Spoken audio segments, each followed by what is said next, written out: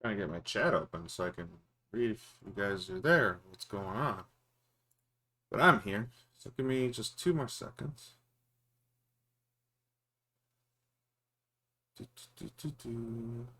Docs, there we go. I need chat. There's the chat. Okay.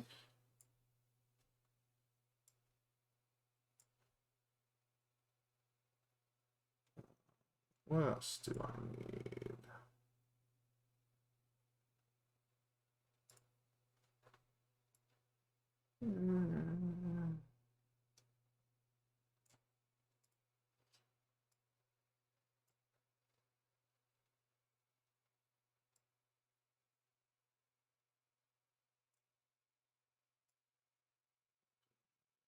Up like that.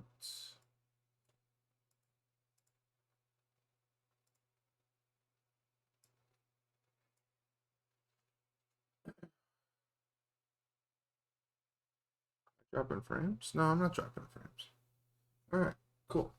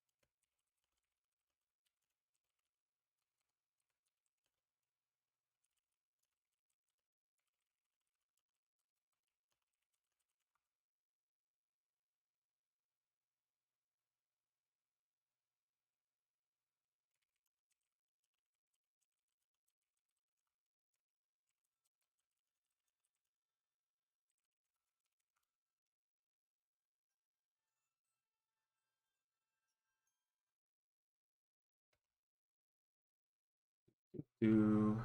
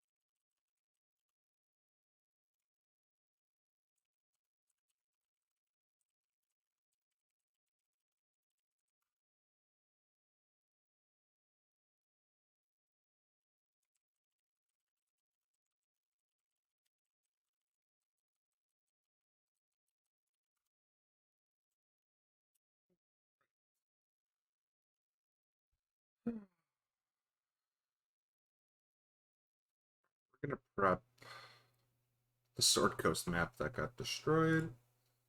That's what we're gonna start with. So let's create a scene, call it Sword Coast. We'll put it in the Toro folder because that's what planet we're on. Cool. Find the map. I think I've already uploaded this map. Wait, that's not maps. Show me what you've got. Alright, where's my map for this? It's loading. Oh yeah, and I also have to redo the entirety of Tomb of Horrors for this campaign. I mean, that's something I don't have to do right now. It is going to be such a long time for when we get to it, but I am prepped for them for the next few months of games. So, well, kind of, and not really. It's like it's weird. I got too excited, prep things far in advance that I didn't need to. Um, and then I came up with some new ideas that I need to now prep that are supposed to happen before that. Although, why can't I find my Sword Coast map I was using? Any of these look like this? Is it this one? I guess it's this one. I gotta look up.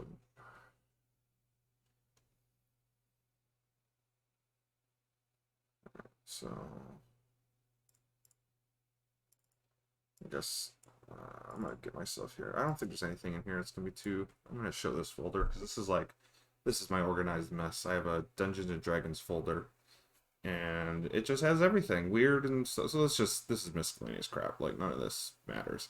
But I mean, I got a memes folder. Doesn't have this. These are my custom memes, good quality stuff for my Discord. But here's all my campaigns I've run over the years, and just like it's gonna have tokens. It's gonna have so here's Tomb of Annihilation. So I used to run on Roll20, so we have run roll lots of Roll20 style tokens. I have a folder called Source that keeps all of the artwork I find off the internet for the tokens I'm going to use. And then lately we've been doing these Foundry tokens, so I've been looking for these style tokens for my characters. I call these Foundry style because that's just how, it's not really necessarily how Foundry does things, it's how I do Foundry. I like these top-down miniatures style tokens. I've started collecting like thousands of them so that I can use them for everything. And it's funny how even after finding thousands of them, I'll be like, oh, I need a token for this, and I'll be looking through all my tokens. I'll be like, I do not have a token for, I don't know, like I don't know, I can't pull one off right now, but like it's amazing. So then I gotta go hunting again. Here's maps. Some of these custom I've made, some of them I found.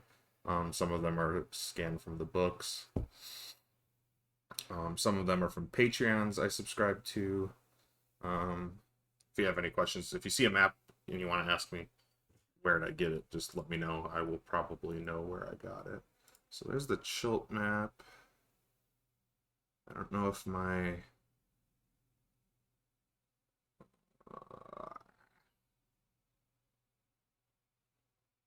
yeah, I don't think it's in there.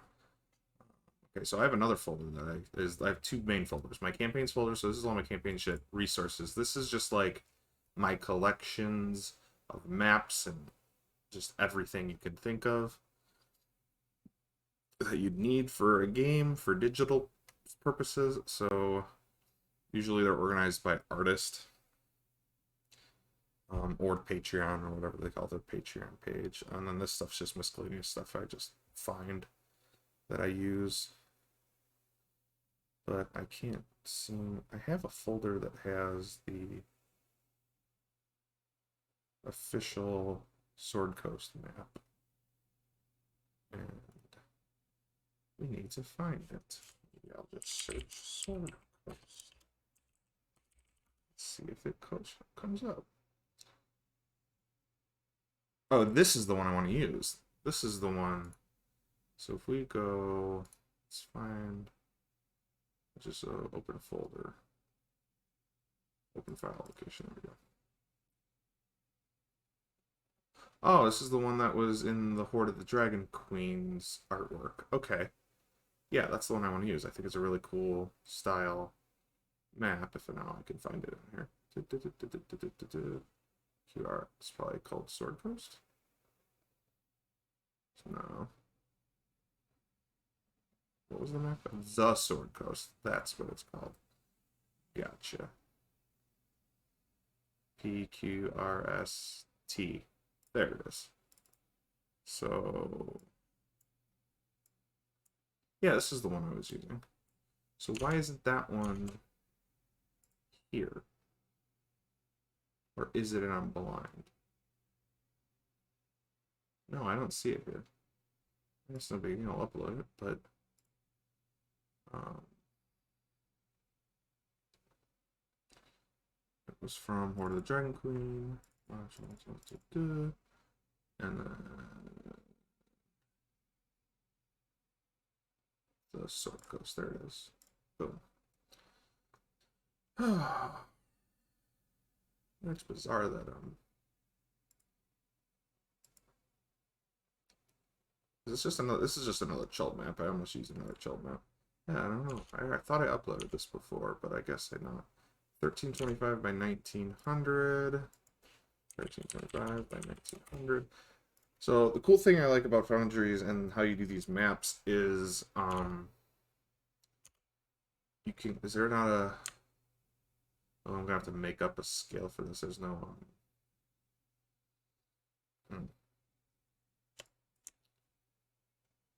it's not very high def either.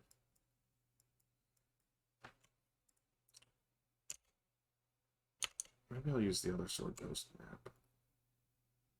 I'm just amazed that, alright, if we go here, revise final. Where did this one come from? This one's in Horde of the Dragon Queen as well. Revise final. Did I tweak this one? I might have tweaked this one. Oh, this one's at way higher def. Okay. That's the one we should use. I'm gonna upload another one. I don't even know where I do. Just search Sword Coast again.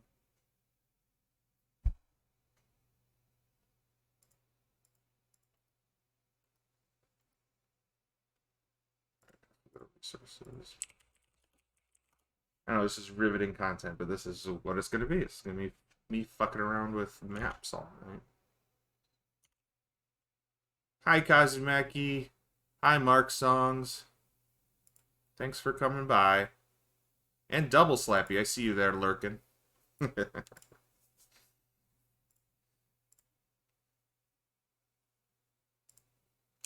Yeah, so where the hell is this map? Oh, it's in my Infinitas folder. Oh, well that makes sense, because that was another tool I used to use back in the day. That's what I ran Horde of the Dragon Queen using. Where did... Under resources? Oh, it's under the My Camp... Okay, see? My Campaigns. I told you, it's either in one or the other folder. So, Horde of the Dragon Queen. There we go. Infinitas. Maps. Sword Coast. Found it. That's what we're going to upload. And that's what we're going to use. Alright, what's the size of that map? 2649 by 3800. 2649 by 3800. Alright, this one still probably doesn't have a scale, so I'm going to have to just like... Alright, so we're going to use a different map. And we're going to get the scale of that map. Which basically I'm trying to figure out how far two things are in the game. And then once I know that, I can adjust these settings so that the distances are correct. Why is that important? Well, I use this kind of stuff for travel times. And so let's switch over to the Sword Coast map here. So we got this here. Yeah, there we go. Beautiful. Nice and high def.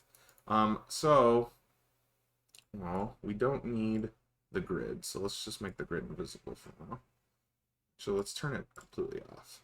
Yeah, we're going to turn it off because I'm not even going to use the grid for this map. So, for example, we have got Boulder's Gate here. We've got Waterdeep, and we got Neverwinter. So, and these are like the roads, right? So, if my players want to travel from like here to Dragonspear, like this is saying it's 31 feet. So, because I haven't adjusted the scale, it's stuck to its basic. I think the basic setting is 100 feet. No, it's 5 feet for 100 pixels. So, we need to figure out how many pixels are between two objects, then have that be the basis for how we convert our basically pixels to feet. In this case, it'll be feet. It'll probably be pixels to miles because I believe like from Boulder's Gate to Dragonspear has to be somewhere around 300 or 400 miles. I mean, that's just me guessing. You could just make it up. Like, I could just sit here and just be like, oh, that sounds about right. But I think I have the maps and tools I need to actually figure it out. So this is the I love this map. This is like the canonical Sword Coast map, and it's super high definition. Like, I think if I zoom in, I'll give it a second, it'll clear up. But and it has even more, I think, what's it called? More things put along it that aren't labeled.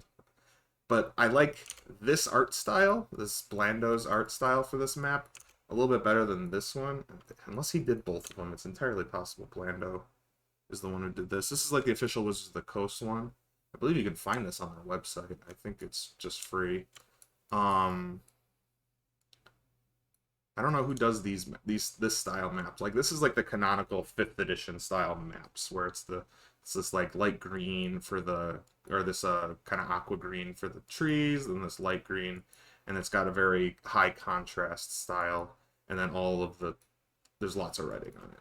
It's great. I love it. It looks great, and it's actually great for playing too. I just think this conveys my mood for the setting. This is a little bit of a more muted colors, kind of depressing looking map, really. My players are going to come to Baldur's Gate after they're done with Chult. So it's a great map for them to kind of like start from here, and then there's gonna be things they have to go find in the Sword Coast, and I'm gonna plop down where things are. Serpent Hills are gonna be important. Trying to remember where else I've placed certain things they're going to want to go to. One of my characters is from up here somewhere. I always forget where the grandfather tree is. I think it's somewhere in the Evermoors. But I thought it was in a forest, but I'm remembering this is important. I'm not remembering so much this. It could be in the High Forest as well. I don't know off the top of my head. It doesn't matter. Let's figure out the scale here. So, here's our scale. We got this. Let's actually open this up and paint something so we can kind of just measure some distances and pixels here. All right.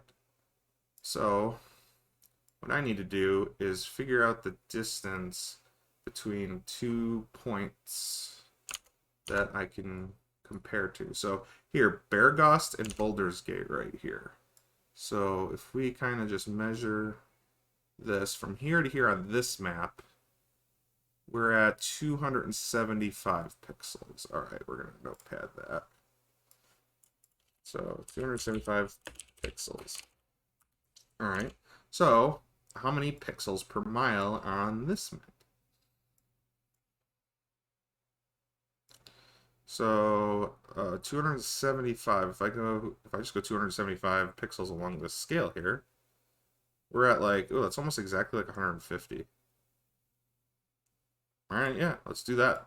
200, so that's 150 miles. So 275 pixels equals 150 miles. Boom, easy. Now I have to go to this other map. Let's open that up and paint again, just so I can draw. Wrong one. We want the revised one.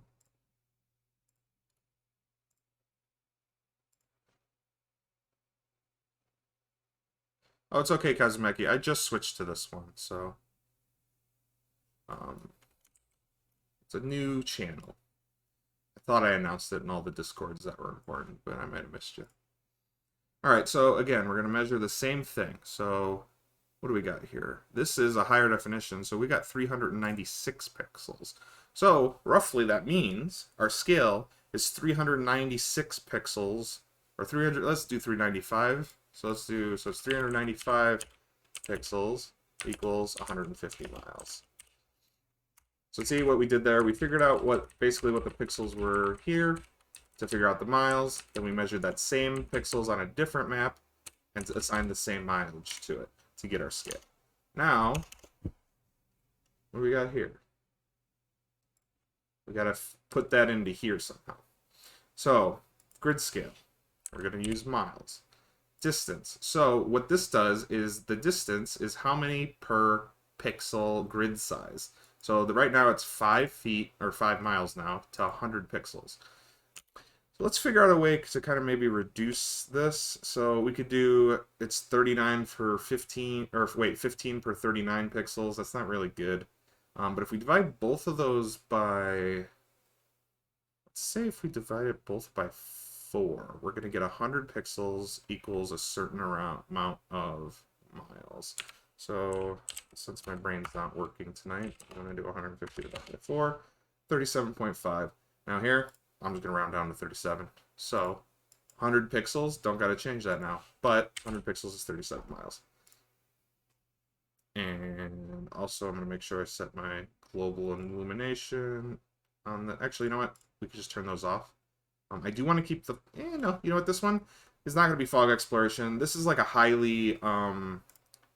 This is like this is a high traffic area. Like, I think if you grew up living in Baldur's Gate or in this area, you just kind of know where all these things are. Like, I don't know if they would teach it in school. Like, I'm not going to hide this information. Basically, I want my players to be able to look at this map and be like, okay, where do we go?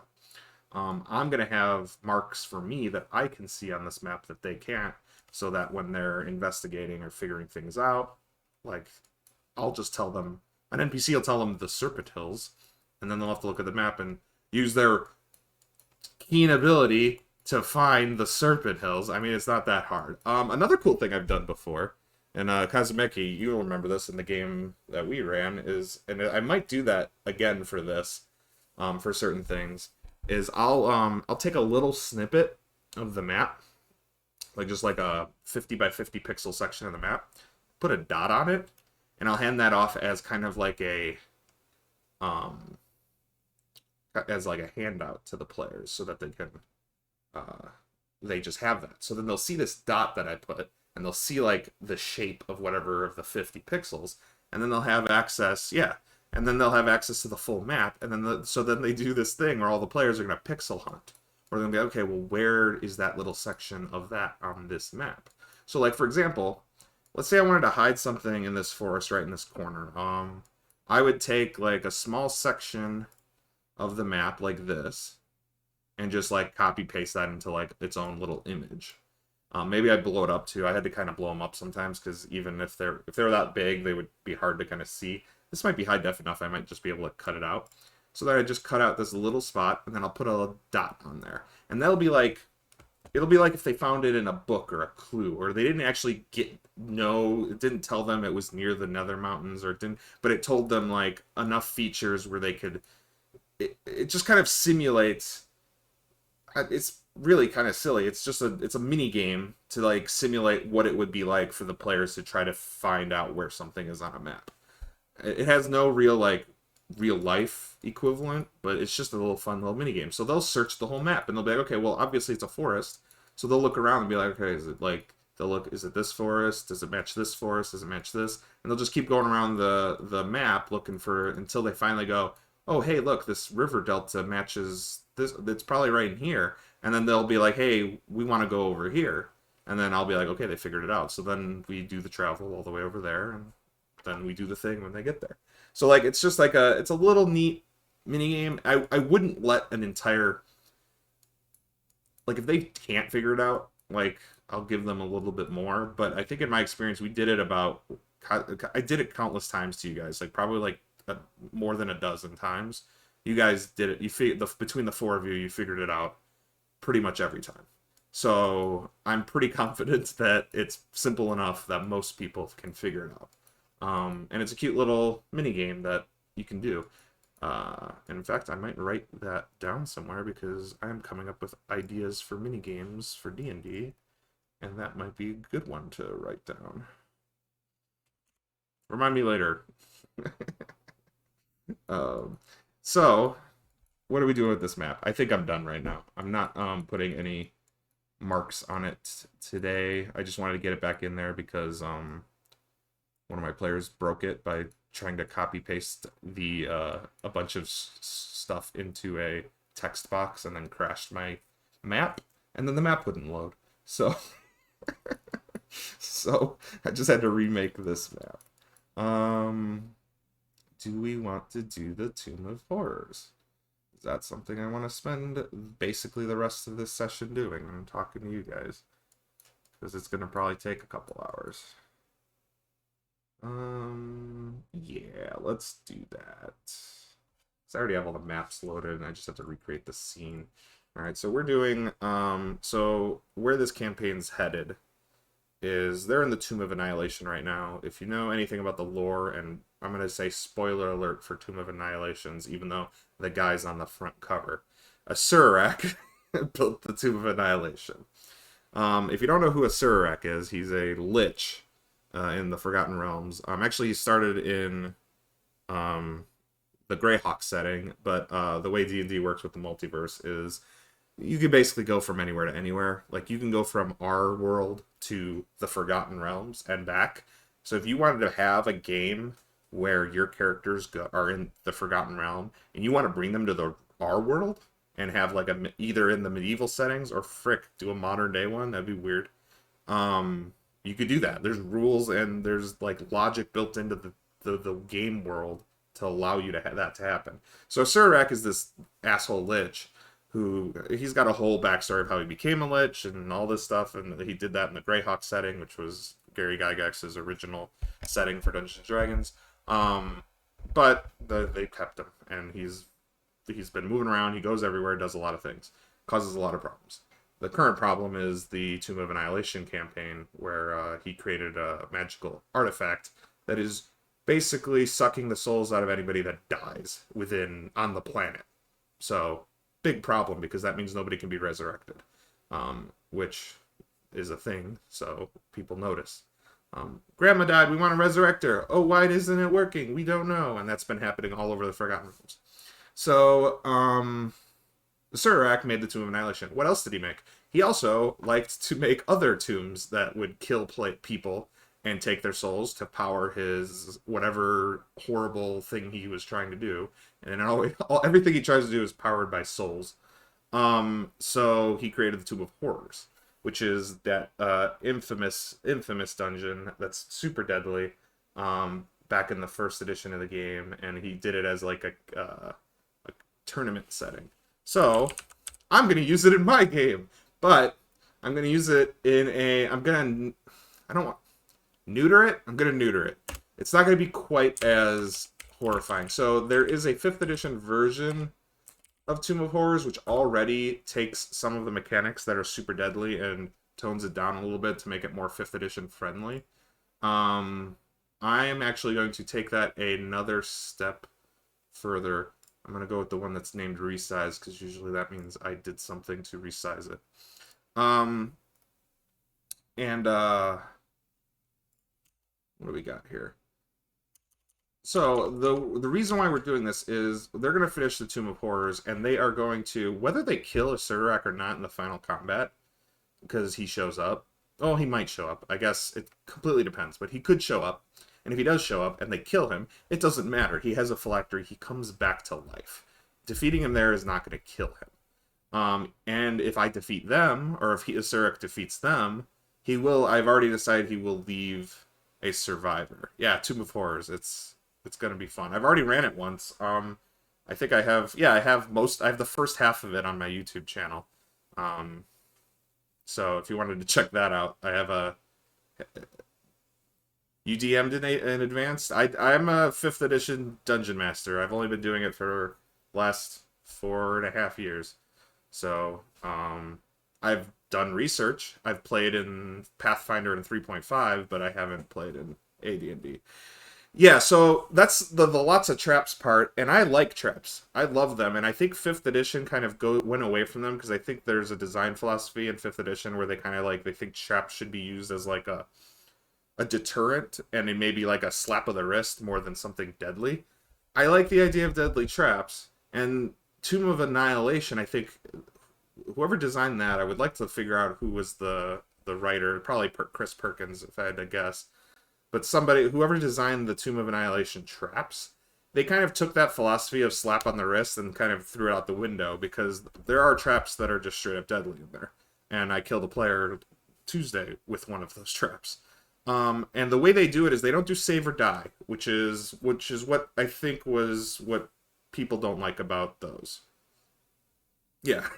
So save or die mechanics suck. They're not fun. You just walk into a room. Okay, please, could you roll a dexterity saving throw? Oh, you failed your dexterity saving throw? Okay, here's this thing that just flies out of the wall, beheads your character, you're dead, roll a new character up. Like, it doesn't matter what happened before that, doesn't matter what happens after that. It's unfun. Like, it's just like, oh, okay, cool. Alright. All my entire okay, and then you roll a new character. Two of Annihilation takes that idea of save or die and puts a little twist on it that makes it a little bit a little bit better. And the way it does it is a lot of the traps in there are roll a save. Okay. So if you save, half damage, which is a lot of what fifth edition's about. You take half damage for saving usually, which is cool because it's like, okay, you saved, but you still got hit. Yeah, I killed the player. No big deal. It's the third character I killed in this campaign. I've kept it quite deadly. It's more than I've ever killed, and I'm actually worried I'm gonna pull a TPK off at some point during this dungeon. But I'm gonna try to prevent that as best as I can, without making it like giving them too much like plot armor. But I've already decided if Surak TPKs them at the end of the dungeon, one person's gonna survive. One. He's gonna literally save their life and keep them alive, and I have a reason for that. And then everybody else will have to roll new characters. But back to the traps idea, is they do save, take half damage if you fail, or if you save. If you fail, you take full damage. Okay, and then the damage is usually a good chunk of damage. I think if you wanted to, the last one, the one that I killed a player with was 8d10 of damage. And then it writes this little thing where it says, if this reduces their HP to 0, it kills them. So, what this does, and I think it's genius, is once players kind of, well, they just lost a character last night, on Tuesday. So, and even one of my healer character even was talking to me about it. And they're like, well, now I'm paranoid. Now I feel like I have to keep everybody's HP up. And I'm like, yeah, that's what the traps are for. Like, that's, like, I didn't tell this to her. I was like, well, that would probably be a prudent and good idea. But, but that's what the traps in the Tomb of Annihilation, and how I want to make kind of convert the traps in Tomb of Horrors to be like, don't walk into a room, or keep your health as high as possible. Keep your friend's health as high as possible.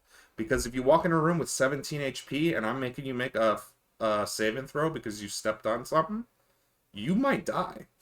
Your character might just get killed, and that's cool to me, because now it's, if you step on a trap with 17 HP, that's your fault because you kept going with 17 HP. You made that choice. Instead of walking into a dungeon full health, all ready to go, walking into a room and then just dying, that's cheap. But walking into a room with low health, then getting hit by a trap, and then getting instantly killed, that feels fair. Like, that feels like, oh, I should have had my health up more. So, Tomb of Horrors, I'm going to make sure that all the traps that I want to be in there have that philosophy applied to it, where it's save, take half. If you get hit by it, it will kill you. Some of them won't even be deadly. Some of them will just be pit traps that do like 2d6 fall damage and a little bit of piercing damage. Like, those are going to be no big deal. But there are some save. There is one. It's not a save or die mechanic in Tomb of Horrors. It's literally, if you do something wrong, it kills you. There's some cheap stuff like that in there. Those are the ones I would take out. Yeah, strategic. I like choices. I like, you like, don't punish a player for not doing anything. Yeah, don't put it. Yeah.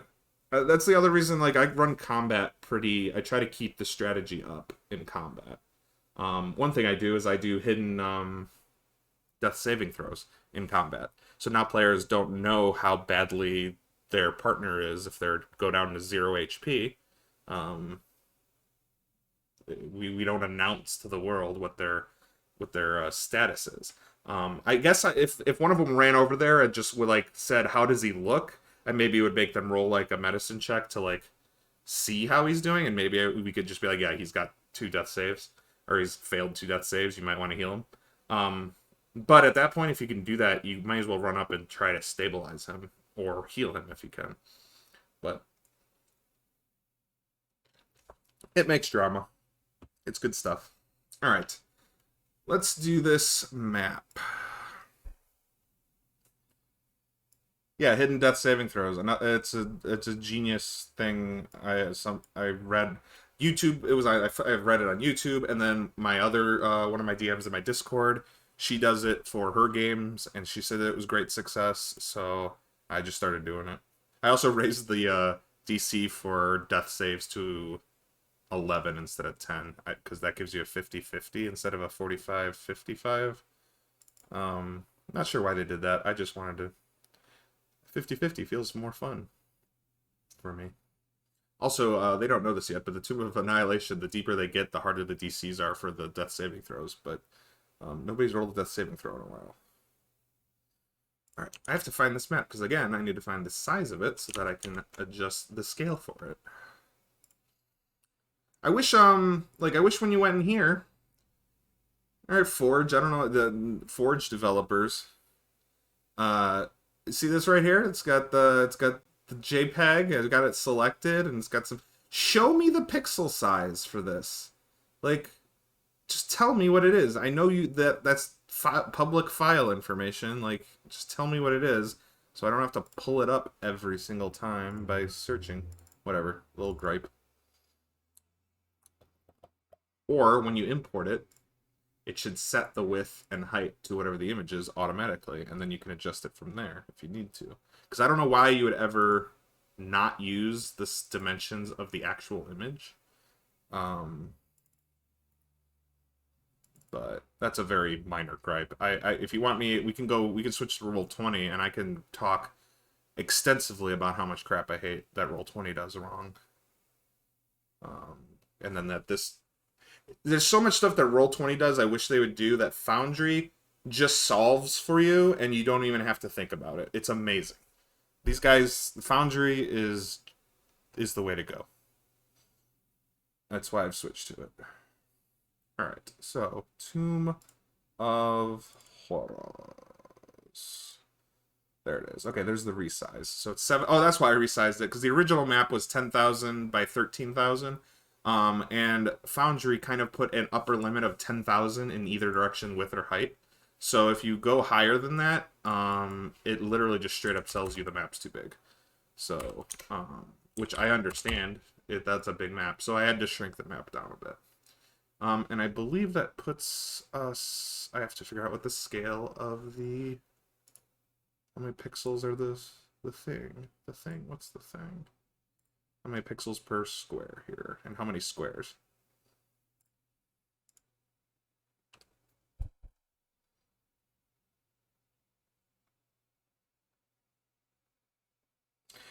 So pre-rolling is great for at the table. Like I'm not playing a lot of real life Dungeons and Dragons, but I have done pre-rolling before. And it's kind of cool. I don't know how much pre-rolling you're supposed to do for a combat. I guess you can assume like I would say 10 rounds of combat would be like the highest you'd have to ever think, because I don't very rarely combat ever gets above 10. So pre-rolling 10 rounds of attack rolls would be kind of cool, and maybe something neat to do.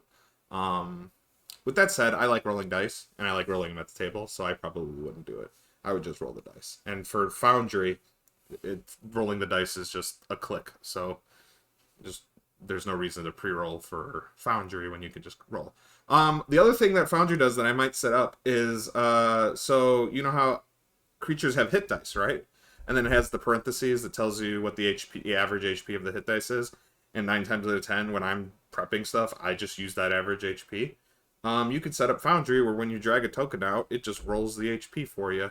And I might do that, because that's going to add some variety to the creatures. There's going to be a creature who's got only 40 HP, but then you pull another one out, and that one's got 75, and he's like a bigger buffer version of that. And then I've done, because I used to roll for HP when we played D&D in person, and I would pre-roll all the HPs of all the creatures that they were going to fight, and I would describe the ones with lesser HP as being like the runt, like he's the little guy. And then my players would pick on the little guy. Alright, we're going to increase the darkness level. I always use 0.5 for underground dungeons. It kind of just gives this, like, dark vibe for the whole thing. Let's close these. We don't need them anymore. But we do need the Dead God's Tomb. And I need to measure out what one of these squares is. It's going to be it's going to be like 75 or something. What is it? Oh, 100. Okay, I resized it to be 100. Okay, perfect. I'm a genius past me. So I don't have to change nothing. So 105 feet, done. Save. I resized that map perfectly. Alright, so this... Okay, so Tomb of Horrors. Now we gotta switch to it. Yeah.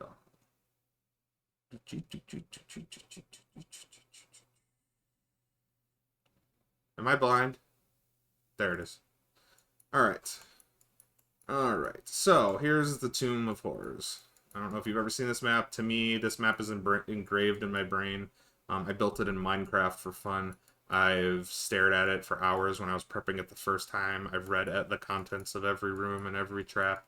I don't know the specifics off the top of my head, but I know like basically what is here. Like in here, there's like five pit traps right here. There's a sphere of annihilation in the mouth of a Surex like demon face. This fog cloud teleports you to a different room, to two different places depending on whether you press a button or not before you go in. These doors, a lot of these are hidden doors. These are okay. I love this. This is Gary Gygax. If you ever see this, it's Gary Gygax inspired. I don't care what anybody says. This is a door, right? The door goes nowhere. So this door, you slide that door open, a spear just comes out and stabs you. It's genius, and I love it, and it's funny, and it's silly every single time it happens. And the same thing with this door. It's just a theme of this dungeon is just, I want to just say they're just called fuck you doors. Where it's just a door. Like here's another one. He places them just sparingly and random enough where you could never guess which door is the fake door. We sell real fake doors. Surak invented the real fake door.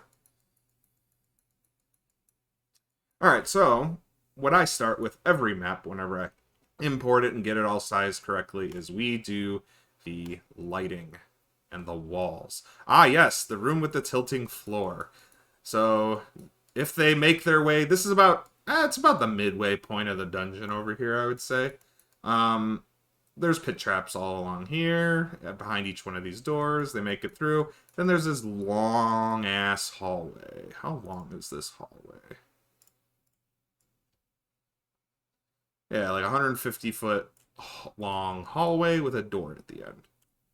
Yep. I've not... This has not been triggered by any of my players. Every group I've ever had, one of them came and investigated the door. They did a perception check. I told them what they heard on the other side, and they noped the fuck out. They just didn't want to see what was on the other. But yeah, this is the tilting floor trap, where if they get to, I believe, this part right here, the floor starts to tilt down, which then means it tilts up here, blocking the way out, and they fall into lava. It's great. This is a TPK potential. Like, if everybody gets in this room and everybody starts moving across, as soon as it starts to tilt, it's pretty much over. I forgot what the DC check for to hold on is, but I believe it actually will go fully 90 degrees vertical. So, yeah, you're basically, you could just die. You could just kill the entire party right there. I'm leaving that in. That I don't think this is a problem. Section of the map, and that's gonna be. I'm just gonna leave that in. So that's what I'm gonna go through, and I'm gonna talk about which traps I think are gonna be kind of ones that I don't want to happen, because they're not gonna be in here to do the Tomb of Horrors. They're not gonna do the false entrances. We're not gonna do that. This is just gonna be open. They're gonna be able to get to it. I'm roughly using... There's an adventure called The Return to the Tomb of Horrors. And it's a 2nd edition adventure that was written as kind of like what happened to the Tomb of Horrors after it originally was created. So basically, like, this cult crews created around a Surak and the Tomb of Horrors, and they started becoming necromancers and learning. So it's like this necromancer village pops up around the Tomb of Horrors, and that's what I'm gonna run. Is that, and I want that is because in this Tomb of Horrors, the reason why I'm gonna send these players here is they want to find out where a Surak lives, and they want to find his phylactery, and they want to kill him for realsies and finish him. So one of the clues to do that is going to be in the Tomb of Horrors. So that's why they're going to be in here. So they're going to be in here looking for where a Surak lives. So, spoiler for that adventure, the way that does that is this right here, the face with the black hole in it. Normally, if you just if you dive in there or reach your hand in there, it's a sphere of annihilation. Whatever touches the darkness is destroyed. So if you just dive in there, poof, you're gone. Not changing that. That is staying. But the way Return to the Tomb of Horrors runs is it's also a gateway to where Surak's phylactery and where his actual layer is. And the way you activate it, in that game, the way you activate it is there's a... I forgot what it was. There was a specific... You needed the dust of a specific dead creature that is in his tomb over here. And then if you have that dust in your possession, when you walk through or crawl through this, it takes you to where he lives. I'm changing that up a little bit because I want to run a Spelljammer game. And what I want is I want them to have to go and collect a bunch of magic items that are going to be the key to opening up the portal to go kill a Surak. So basically, what in this dungeon is going to be the list of magic items they need to open this and go find and kill a Surak. So the Tomb of Horrors is going to be the center place for the finale of the game. The magic items are going to be in 3 different locations. I've kind of decided where they're going to be. But it's going to be... I'm leaving it malleable so I can change it up if I need to. But basically they're going to have to... Okay, what are these places? Because they're not... In character, they won't have any idea what those places are. They'll have to go research it. And then eventually they'll find out, oh, none of this is on this world. Like, it's not... They're not of this world. We need to go to other worlds. So now the question will be, well, how do we go to other worlds? So I'm going to let them try to figure that out. My hope, and what I'm going to push them towards, is make a Spelljammer ship, or find a Spelljammer ship, or do something with Spelljammer ship, and go to space, and do that. That's my hope. The reality is they could find other ways to get to those places, but I'm hoping I'm just going to be able to nudge them. And maybe if it gets to the point where it's like, where they're just going to try to teleport or do something different, maybe if they're going that direction, I might try to nudge them. It's like, hey guys, do you guys want to run a Spelljammer game? Because you can run one right now, and I am fully prepared to run a Spelljammer campaign. And if they go, fuck yeah, let's run a Spelljammer campaign, I'll be like, then abandon this thought process of teleporting and go find a Spelljammer. And then that'll be a little bit of out of game metagaming I might do for that. But I'm gonna let them. I kind of hope they take the reins, because Tomb of Annihilation, it's not a linear campaign, but there is like a path through that they have to go through. This I want to be completely open, and it's going to be completely player focused. Like, they're going to decide what town they're going to go to, where they're going to do their research, who they're going to talk to, all those things. And I'm going to run the game much more open than what Wizards of the Coast's adventures tend to be. And then what I'm doing is I'm grabbing modules I like and plopping them in my world. So, for example, I'm taking the Tomb of Horrors module, modifying it, and plopping it into my world. And then, well, we can show you, here's the Skull City that plopped up around the Tomb of Horrors. So there's the hill that the Tomb of Horrors lives in. There's the entrance to what's called the Black Academy. The Black Academy is a school for necromancers. I drew this map because no map of this exists for tabletop, or for virtual tabletop. So I had to go in here and I had to go into, I think I used, this is the last map I made with, what was that tool? Map Creator, Dungeon Painter Studio. This is the last map I made with Dungeon Painter Studio. I used the Forgotten Adventures asset pack for it because I love the way it looks. I could rebuild this map and it would look 10 times better in Dungeon Draft, but it's already done. I'm not gonna do the work again. But yeah, so I put that in there. What else do we got? When we got the Barrier Peaks, that's gonna be another thing. Oh yeah, I made a well. I'm probably gonna change this map. This is just a placeholder.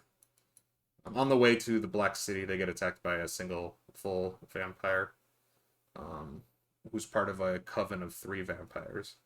So honestly, I'm kind of scared. That's a hard fight. 3 vampires, 3, 3 Strahds come wandering towards you. What do you do?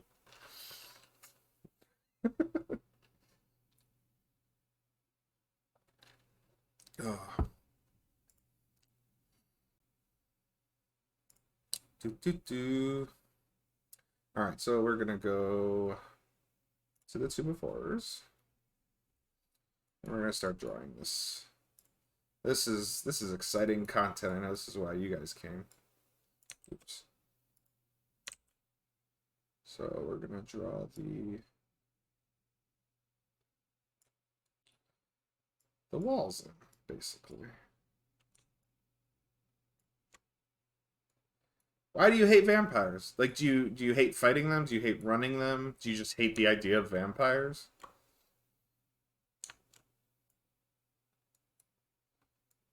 Do you hate them because they're sparkly?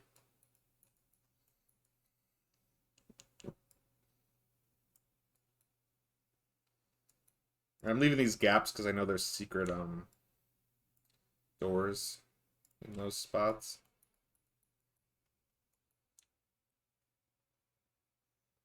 Oh yes, I do. Yeah, I create maps. I don't think I do a good enough job to like sell them or give. I would, and if I ever make a map and you're like, I fucking want that map, I will figure out a way to just like make those maps available. Unless there's like some sort of copyright thing that would prevent me from doing it. Because I do use maps that are probably, I trace maps. I don't make maps. I trace maps. So I take a map like, what would be a good example? They suck. Oh, okay. Did you just set yourself up for that joke? God damn it. But so what kind of maps do I draw? I draw. Let's see a bad map. I want to show you a bad map I've made. All right, I'm gonna say this is a bad map. So, in the Tomb of Annihilation in the city of Omu, there was a section of the map where it described this situation where a grung, which is a small frog creature, was being pushed into the lava by a bunch of plant creatures, like, vegapygmies, and it didn't have a map for it. But I was gonna wanted to have that encounter, so I went in and I just made this little combat map. It's got a dead tree there. It's got a little ledge here, and then it's got I described a 70-80 foot drop into lava, and it's on like a peninsula. So this was a very dramatic fight. But yeah, I made this map.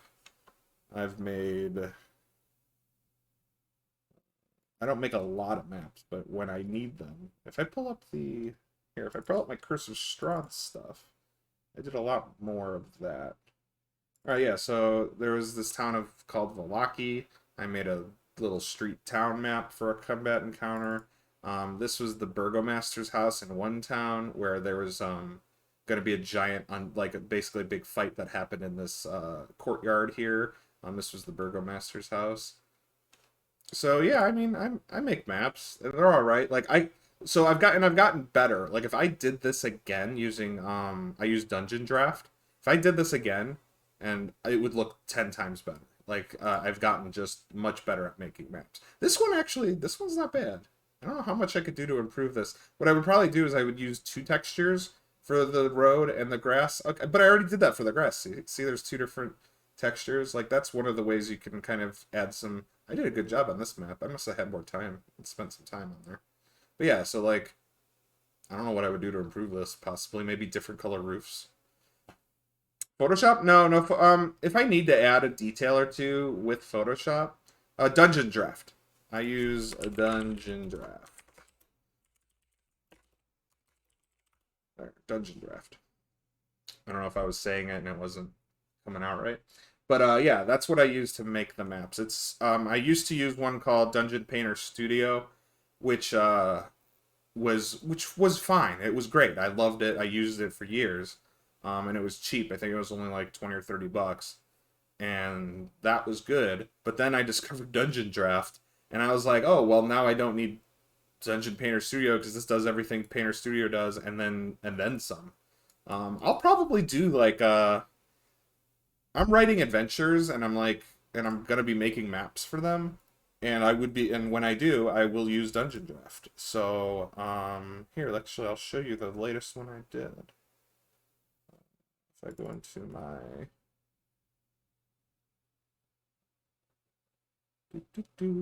legendary one shot, so I wrote an adventure called Blue Misty Morning.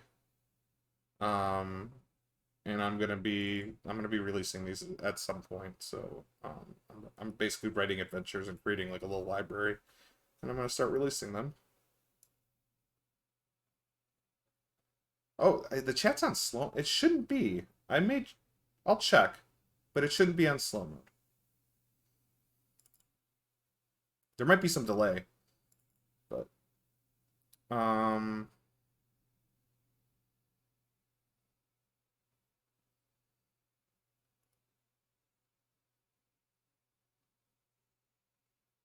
Where is that map? All right, my writing folder.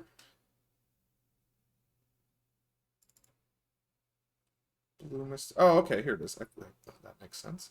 All right, so here. All right, here's what I did. So this map I got for free from a website. I can't remember the name of the website off the top of my head. People would recognize this and probably slap me in the face for not recognizing. But anyway, I started with this map. I got it, and then I did go into Photoshop here, and I put these numbers in because I was writing the adventure so I wanted to fill these rooms up with things. Also, there's an entire section of the map I Photoshopped out because I didn't need it, so that's gone. And then I took this and I put it into Dungeon Draft, where I then made this.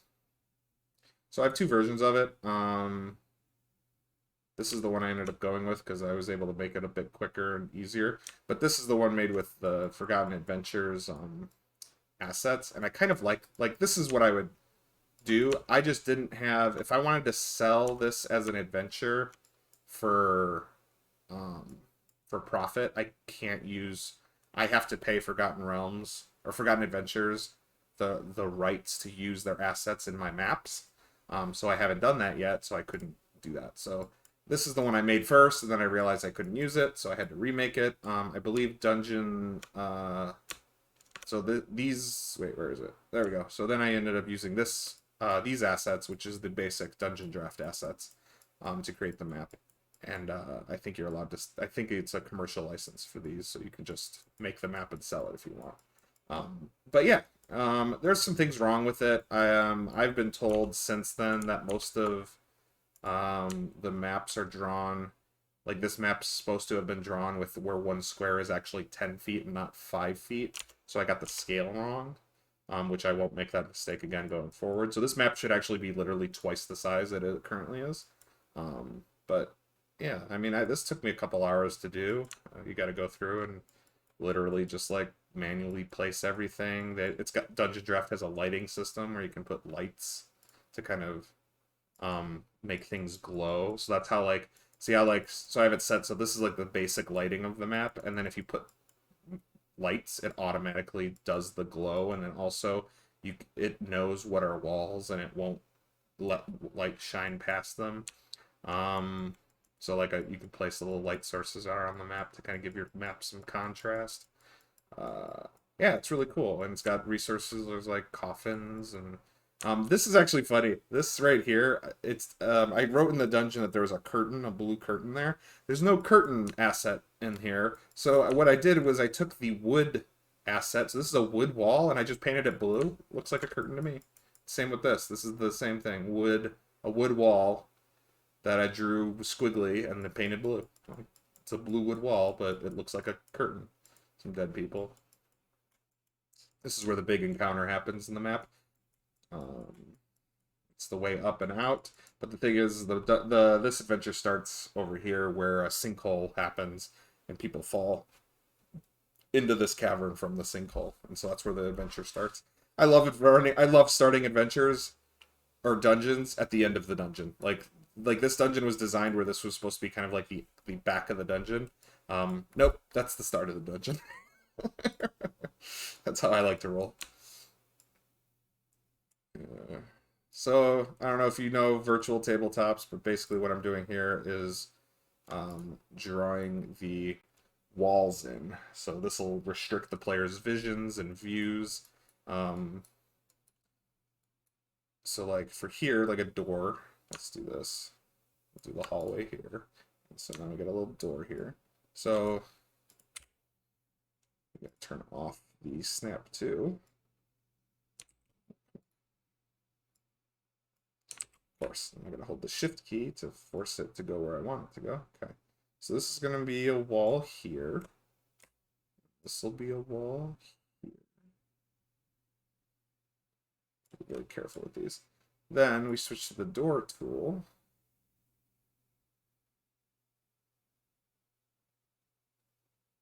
So yeah, like so that's what I was talking about. Like they do usually a 10-foot scale per square. Luckily, when virtual tabletops, all that means is you just blow the map up to double the size. And then in most virtual tabletops, you could just set the square size, and you could actually make it bisect all of those squares and separate it into 4 squares, and you could just be done. You don't have to actually pull it into Photoshop and draw your own squares in, and then you could just use it. So that's just the door. Oops, let me grab this and pop it in that spot. All right, so yeah, there you go. Door.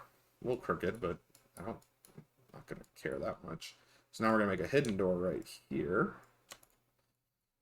So that opens up when there's a thing here that they can do to open this up. There's also a pit trap right there that opens up when they open the door. It's very good. Hey, you found the secret door. Now fall on a pit trap. This I'm gonna have to be very particular about here. So we take, I want to keep snap off for this probably. So I'm gonna hold shift. Boom. Just got to draw this carefully. We can. If I don't use shift, maybe I'll just, I think I could get away with not using. See, so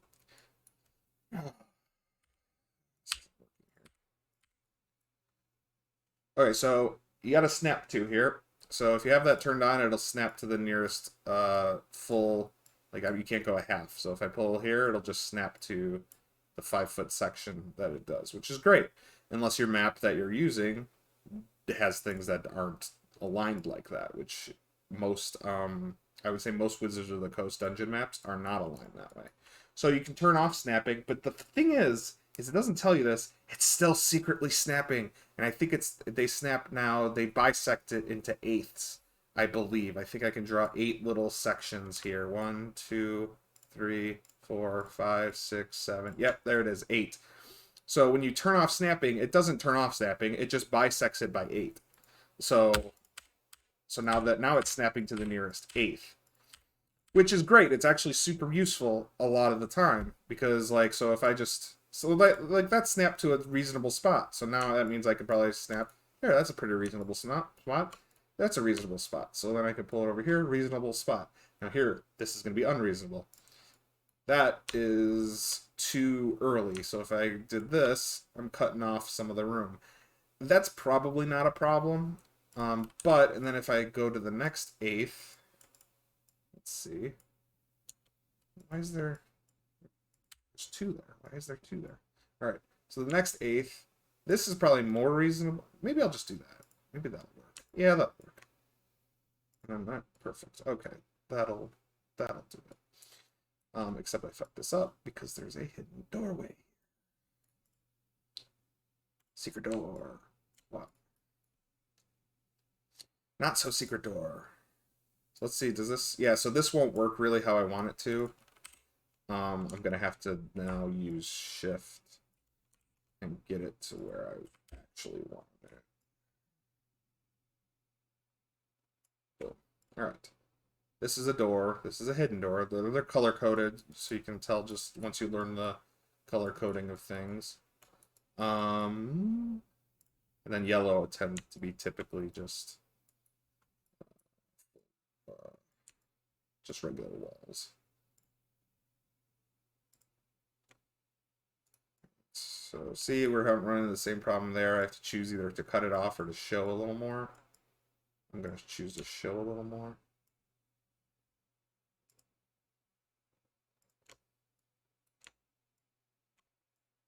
Yeah, that'll snap right to the edge there.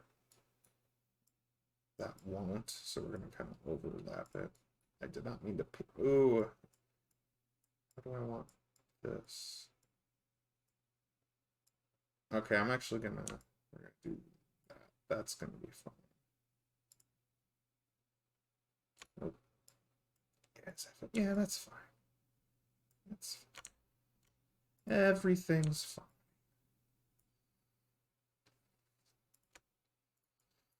Ooh. See, okay, so here's another issue where it's like lining up in a way that I don't really know if I like.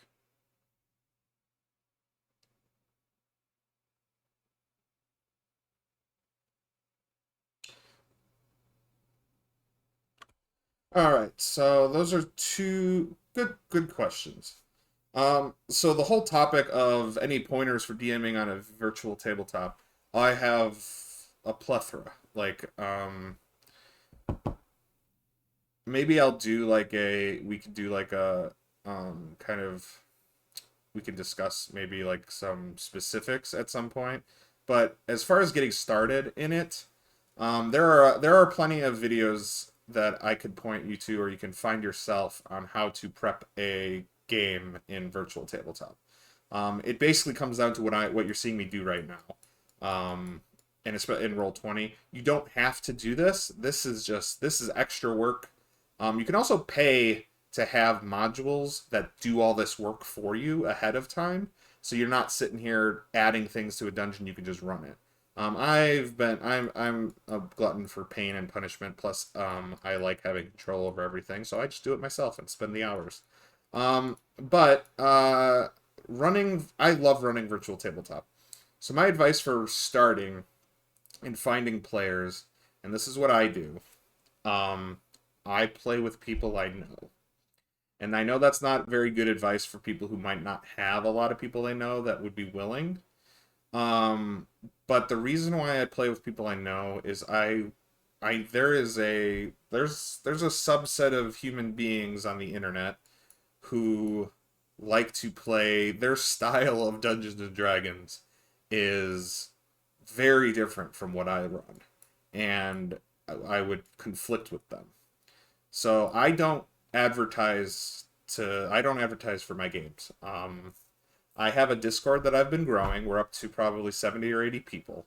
I have as many players as I'll ever need for when I start running stuff. Every time I announce I'm running something in my Discord, I get 16, 17, 18 people going, "Hey, I want to be in it." And I'm like, "But I only have 4 slots, so and then I have a lottery system that we use to fairly distribute.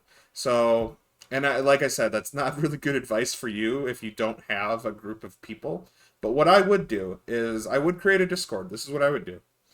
I would create a Discord, and I don't know, you've got gaming buddies maybe who you already play video games with, or just maybe some people, and ask them if they're interested. And then be like, I want to run something. If you've never played Dungeons and Dragons before, come, I want to run something. Let's see if it'll be fun for us to do. And I would find 2 or 3 people. It's like or ask your friends, ask your coworkers. People, I would say stick with people you know first. Try to get a group of a couple people you know and then run D&D with them. And you know what's great about people who don't have never played D&D before? They have no expectations. Like, and even if it's something like maybe they watch Critical Role, just warn them. It's like, be like, I'm not Matt Mercer. It's because Matt Mercer would tell you, like, not do that. But yeah, stick with people you know before you go into the world of recruiting strangers, because that's a huge question mark. You don't know who you're gonna get. Um, I have I have a friend. Her name's Sweet in my Discord. She's the other person who helped me create this little Discord we got going.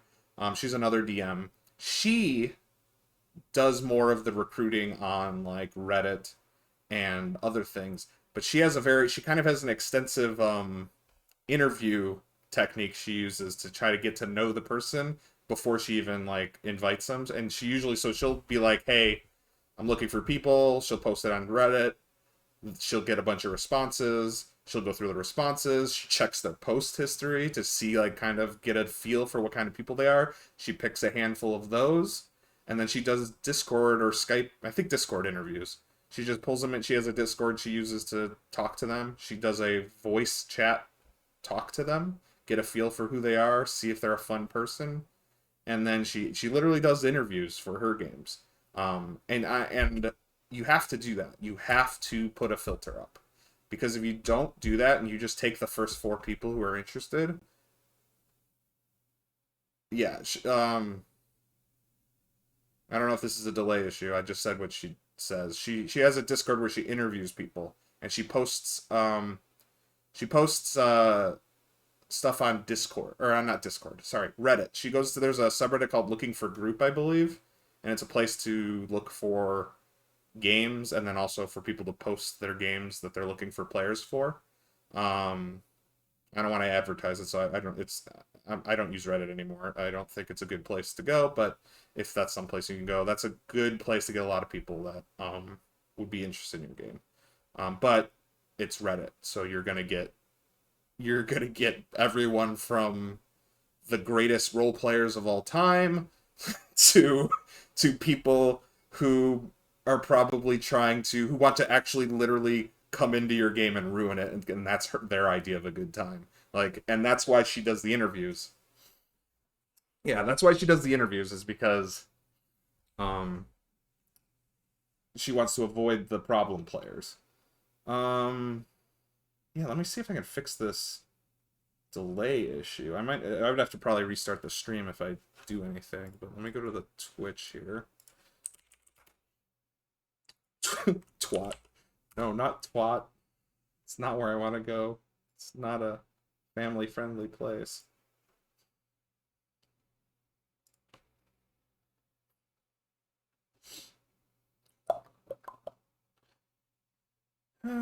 Settings, stream, stop broadcast, followers, permissions, rage drops. Nope, that's not what I want. That's not what I want.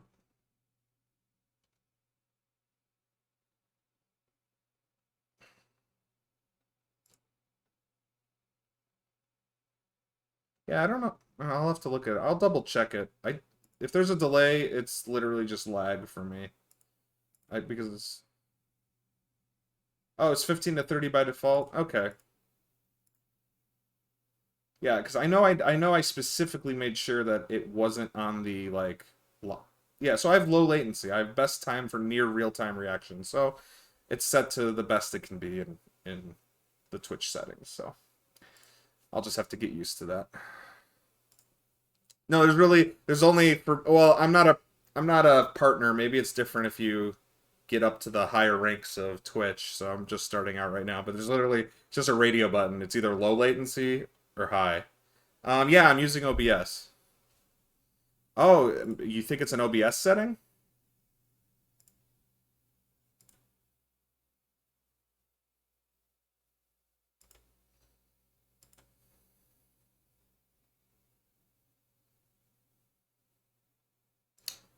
Hmm. I have the bitrate. I'm gonna probably yeah. So if it's not a Twitch setting, I'm looking at the OBS setting, And it might be a bitrate issue. Maybe I need to lower. Maybe I need to tweak some things to make it a little snappier. Um, I'm still new to this OBS and all this stuff. I've been watching this other. I found a guy that I've been watching for OBS tips, and I'm gonna start probably doing some of the things he recommends. And one of the things he recommends is setting. There's like a bunch of OBS settings that I'm not familiar with that I have to get familiar with. Yeah, so yeah, the slow chat. But that's what I'm talking about. I don't have that turned on. I just confirmed that. So I think slow chat's way slower than what we have going on. I think there's an even bigger delay.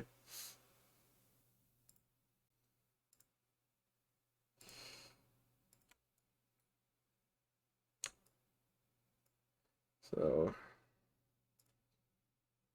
but yeah, I've been doing virtual tabletop now for 3, 4 years. I've had a game going once a week for the last long before the quarantine even. So like,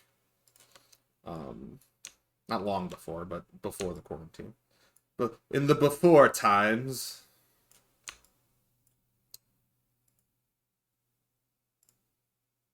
So this is gonna be fun. I'm gonna show you. Um, Here, I'll look again. I closed it. It was. It wasn't called slow. I know. I remember. I know what slow. It's not called slow mode. It used to be called slow mode. But it's under, I believe, settings, stream. Yeah, stream. And it says latency mode. It says low latency, or normal latency. But you are right. I do remember there being a slow mode, but I haven't found that in my settings. So I don't know if that's a thing I can do right now.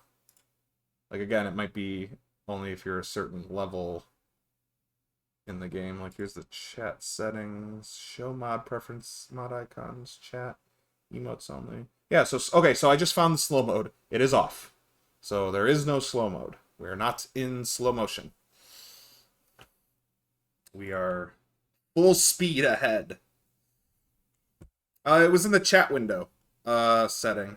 So there, if you look under the chat, there's chat settings.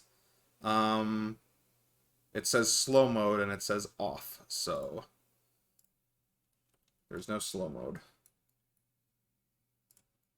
All right, so we're gonna do a fuck you door. How's that sound? You guys want to see a fuck you door? So these are regular doors. I'm gonna probably tweak this. Maybe I'll. Do I want to pull this in? No, I don't. Do I? Here, I'm gonna pull my chat window over here. So here's my chat. So this is on OBS, but I also saw it on Twitch too. There's this little gear icon here that says chat settings, which pops this up. And see, it says slow mode right here. I have that turned off. I don't think you can turn it on for my chat. I think you'd have to be in your own Twitch's chat.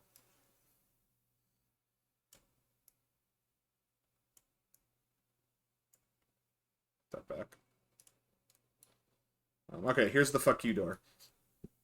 So, can I just... Yeah, I'm going to just do this. So what's great about this, and I love it. So this is how it looks for the players. And then I'm going to also... I'm actually going to pull a... I'm going to pull my dummy character out. Here's my dummy. He doesn't have... Let's give him some dark vision. 60 feet of dark vision. Boom. Okay. Alright, so this is what it looks like when a player is going to wander around. They're going to be, oh, cool, we got, like, this room over here. There's stuff.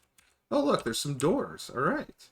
So they're going to go over here, and what's cool about this, I love it, they can just click the door open themselves and walk through.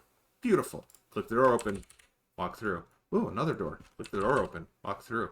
Oh, look, another door. Click the door, walk through. Now, little bit lame, but they're going to see this door, and they're also going to see, because of the fog of war and how OBS work, or not OBS, how Foundry works, is they're going to notice, well, this door is just going to go back there. So now they have a choice. They're going to be like, okay, do I click this door to see where it goes? Or do I just assume it's a trap?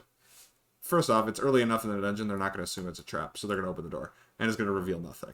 And then I'll be like, you trigger the trap, roll a dexterity save. I think it's dexterity. It's either a dex save or it makes an attack. So that's kind of like, that's a fuck you door right there. And there's going to be, this entire dungeon is going to be full of fuck you doors. Fuck you doors are real fake doors. Alright, so let's continue this madness of map of wall drawing. I find this therapeutic. Now I'm leaving these gaps here because I just know that these are doors, that secret doors that they have to open. So these are things you would have to know by reading the adventure itself. I've read the adventure. So I've read the adventure plenty of times. So we're going to do that. And then, oh, you know what? Instead of them, yeah, I have to set them flush like this because they're hidden doors. They shouldn't have any clues as to what's there. So I'm just going to do that again. Do that again.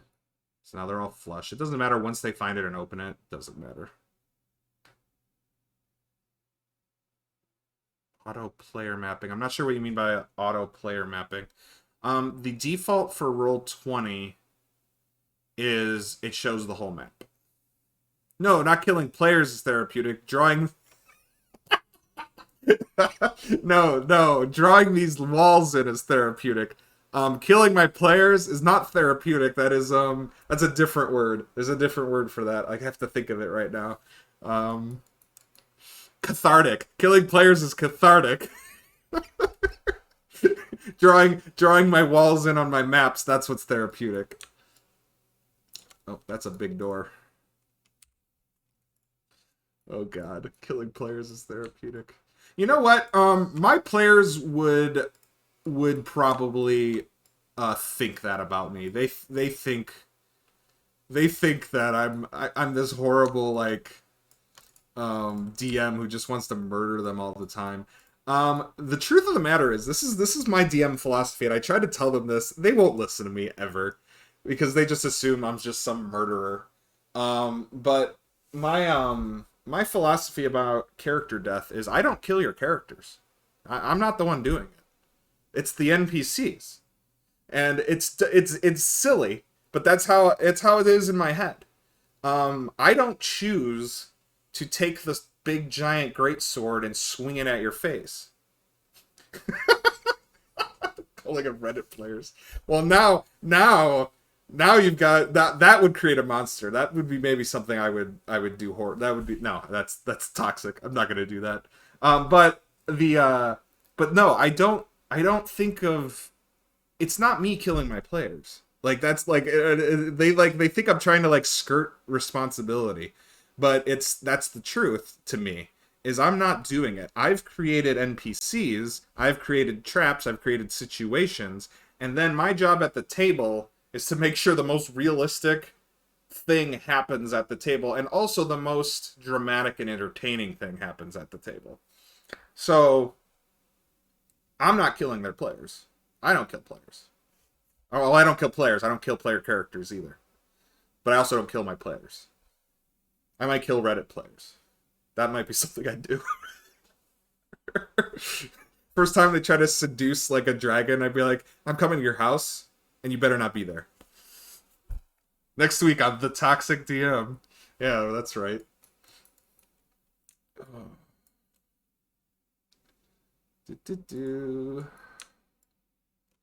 This week on The Toxic DM, we learn how to kill players. Not their characters, actually players.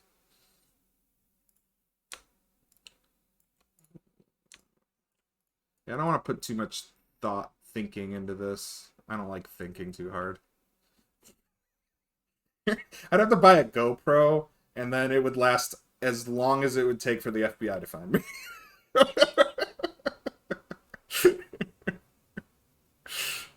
It would make one hell of a stream, though.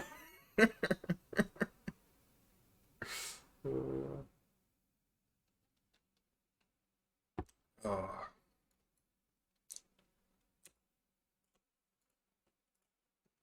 That's a door. I did not want to make that a door. Alright, I gotta clean this up a little bit here. So we're gonna do... I don't like this, but I don't have choice.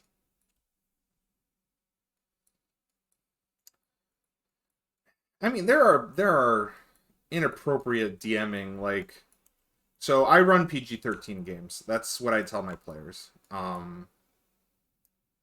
don't run rated R style games. Well, I mean, I guess, so it's kind of funny. I'm an American, so I get squeamish at sexual topics in my games, but I won't get squeamish if you behead somebody in my game. So, I mean, it is what it is. It's just the culture or what that's just how I view it. But I just like, I don't like torture in my games. I don't like, there's like, I don't like, I don't do romance. If you do romance, it'll be a fade to black situation. Like that's fine. If you want to like try to seduce an NPC, go for it. We're not gonna role play what happens behind the closed doors, but that's the type. So that's what I say. PG-13 is there. You're not gonna see the sex scene. You're gonna see it. You're gonna fade to black. You're gonna pan the camera away. You're gonna like all the moments leading up to it. Sure, and I've never done it. None of my players have really like engaged in some sort of romantic aspect of the game. This is a little bizarre because I want it to be here. All right, I'm gonna have to just put 2 secret doors, I think. So they'll open the first one, and then I'll just manually open the second one because there's a way they can get in this hallway and not go this route. So I want it to be flush as this hidden door, but I also want it to be flush as a hidden door here. At this point, though, they should assume it's just they're going to get the pattern. Hidden door, hidden door, hidden door, hidden door, hidden door, hidden door, hidden door. What's funny about these doors, if I remember correctly, each one opens in a different direction. So I have to, like, it's kind of fun at, like, when they go to find a door. It's like, oh, I just opened this hidden door. I'm like, okay, what do you push? Do you pull? Do you slide? Do you slide up? Do you slide down? Do you slide left? Do you slide right? Like, whoo.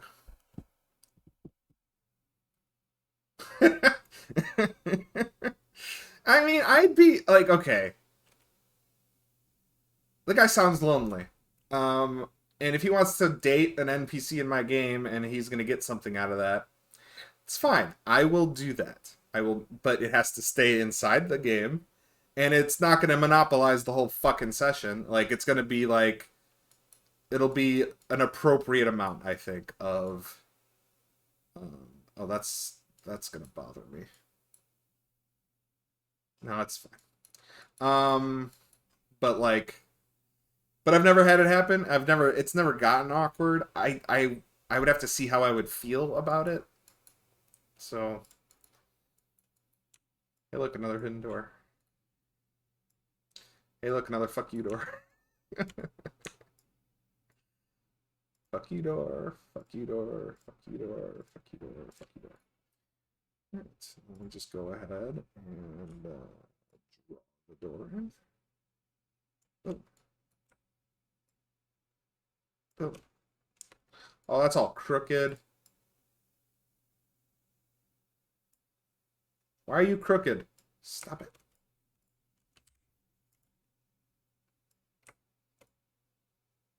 Just waiting you. Try this again. Holding the shift key down. Let it go. Perfect. Well, the players should feel comfortable, and I'll be frank, I should feel comfortable. Like, I'm a player too. Some people like to forget that, but your dungeon master is a player in your game and wants to have fun as well. So,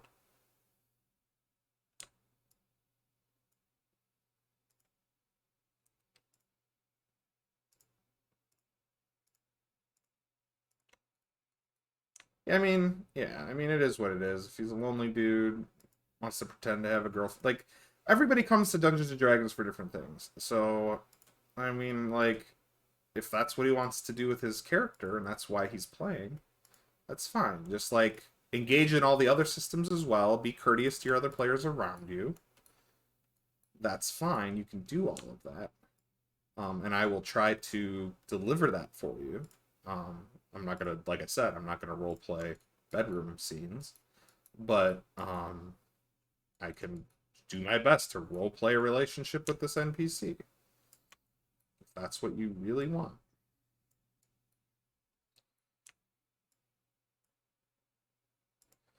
Honestly, so it's kind of funny. I told all my players that I'm streaming tonight, but that they shouldn't watch because it's spoilers, because it is. Um, but honestly, I wouldn't mind them seeing that I'm prepping the Tomb of Horrors because I think that would be hilarious for them to be like, "Oh my God, he's gonna put us in the Tomb of Horrors." If I remember correctly, this is the entrance, and this is an entrance. So drag that down there.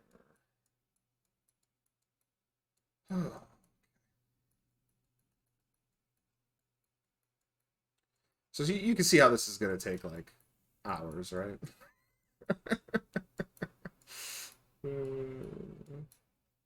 Oh, by the way, this map isn't the official Wizards of the Coast map. I bought this map off of the DM's Guild, I believe. Um, it's a much higher definition and a little bit more detailed map than the official one.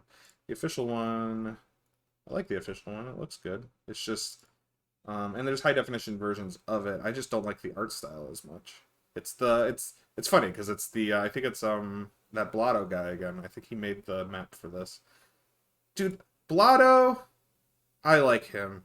He's like, and he makes so much content. Like if 9 times out of 10, if you see a monster drawn or a map made, I think Blotto did it 9 times out of 10. At least for the very early 5th edition stuff. They've gotten lots of artists since then, and there's lots more variation now in who makes their artwork. But that guy, I don't even know. He made a lot of stuff. Yeah, no, this is fun for me. I mean, sometimes, well, the fact that I'm redoing this because I already did it once and it broke. Um, so I don't even remember what happened, why it broke. Oh, I had the size of the map wrong, and then I did all of these walls and things, and then I resized the map, and I kind of hoped that maybe it would be smart enough to resize all the walls with it. Um, that wasn't the case, so now I have to redo it all. This is the room I'm dreading right now. Each one of these is a pillar, and I want to draw. I want to make sure the light gets blocked for each one of these pillars. And let's just copy paste the line. Oh. And then a lot of like it's just some of the work is tedious, but it's relaxing. I'd be playing music probably right now, but I don't have stream friendly music prepared, so that's something I'm working on. So there's not like dead air, I guess. So yeah, Matt Colville was my kind of okay. So Matt Colville's weird for me. This is my opinion. I have an MCDM T-shirt. I backed his first Kickstarter. I've watched all of his YouTube content, like all of it. I'm pretty sure I've watched every video. All of his playing the game or running the game videos. If you want to learn how to be a dungeon master, I would just point people towards Matt Colville's stream because he has the right thought process, I think. Oh, what's the Twitch app? I've found a few solutions that I'm gonna look into. Because what I'm gonna be trying to do is I have to try to find a solution that has royalty-free music that I can use while I'm running my D&D streams themselves on Thursdays, and then have it be appropriate for the situations. Like I want dungeon music and battle music and all that stuff. I want to do all that. I'm really into which music it is. But back on the topic of Matt Colville, I love that guy. I don't think I would enjoy playing in one of his games. I don't like political intrigue as much as he likes to run. I don't like, but I do like his weird alien situations, like and then like his campaign just started off with like basically a Spelljammer game, which is awesome because Spelljammer is just like I want to run a Spelljammer game, so that was fun to watch. But I don't think I'd want to play in his game. Um, I'll look into Twitch soundtrack. Maybe I'll do that for like these streams. if it's royalty free and I don't have to think about it, just to have like background noise. But the Matt Col yeah, Matt Colville, he has the thought process for a dungeon master that's what I've downloaded from him and watched his YouTube content for. Um, he has this way of looking at things and writing his adventures and coming up with content that I appreciate, and it's my thought process. Now, what I do is completely different. Is I run modules. Matt Colville doesn't run modules. I love running modules, but I love making the modules my own. I don't I don't just run them by the book. I do try to run them pretty close to the book, but I'm constantly looking at it and being like, how can I make this better? So I'm also combining. I love combining modules where it's like I'll take this and this and make it one adventure. And that's kind of what I'm doing with this campaign. Is I'm Jesus Christ, I'm running Tony Stark vibe. Are you saying like he's got an ego?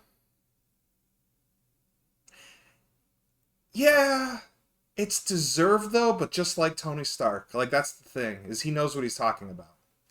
I'm okay if you Tony Stark vibe to me, like I hope this is what you mean, is somebody who is kind of like got that confidence and maybe if he wasn't as good as he was, he would come off as like arrogant. But it just comes off as extreme confidence because he knows what he's talking about. And yeah, I would agree Matt Colville kind of has that going on. Where like um what's there's too many Matts. Matt Colville, Matt Mercer, where Matt Mercer, he's got that even though with all of his success and everything he does, he still comes off as that kind of like I really hope you play my game. I really hope you enjoy it. He's so humble. I love it. It's cute. but but it's just like yeah, okay, good. That's what I thought you meant. That's what I would mean if I said Tony Stark. But yeah, a completely deserved ego. I mean, he's got a huge career in writing video game stories and writing books and writing event. Like he's a writer. And in more ways than one, I'm kind of like more into. I'm trying to like learn how to navigate a writing space. I come from a programming background, so me and the keyboard are very intimate. But I'm usually writing instructions for computers to follow, not for entertainment purposes for people. Um, so it's definitely a different thing.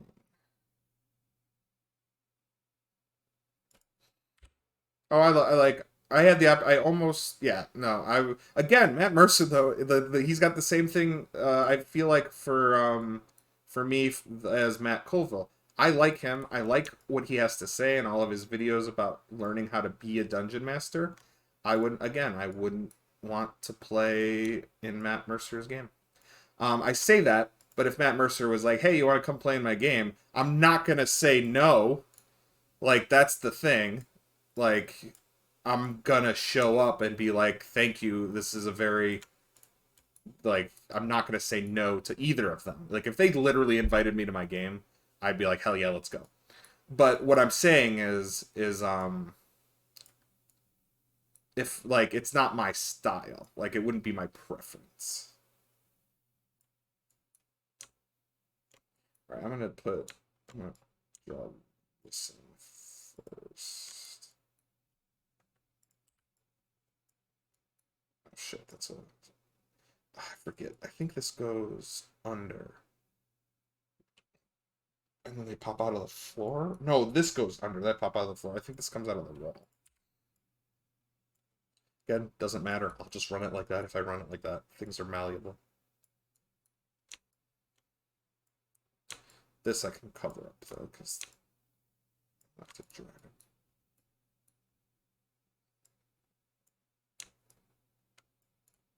Oh, look at me. I know how to line things up. Right. Alright, this I'm going to pull down.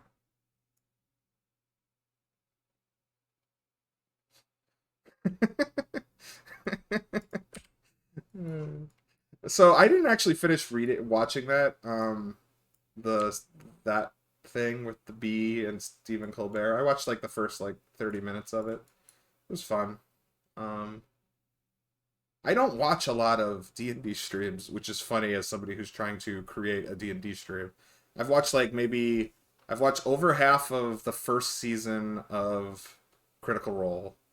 I know all the characters, and then I know all the spoilers that happens at the end of. I have no idea what's going on in the second season though. I have zero idea.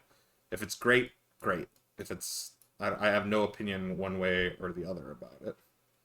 Uh, but oh no, it's not. Oh, this is a bug. I have to do this. Just click some other tools and then go back to it.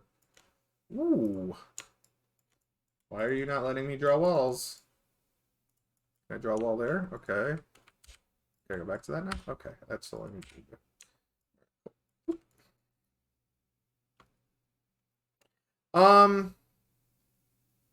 Yes and no.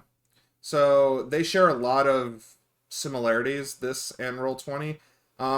It depends on if you're doing the pro version or the regular version. If you're doing the regular version, you won't be drawing these walls in like I'm doing because they don't give you the lighting system if you don't pay for it. So if you just use the free Roll20, you just have to. It's basically you just have you plop a map down, and then you can block view of certain maps with fog of vision, and then you can erase that fog of vision. Like so, basically what would happen is this entire thing would be covered in fog of war, and then there's a tool where I could just drag and drop and clear out areas as players move through them. That's the free version of Roll20. You're still going to be uploading maps, and you're still going to be creating tokens. That's basically virtual tabletops boil down to maps, grid, tokens. That's all it does. And then it also, what's it called? Character sheets.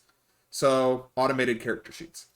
So that allows you to run the game. So I use these silly tokens that look like little character models that you would have. What's it called? Like on a tabletop game.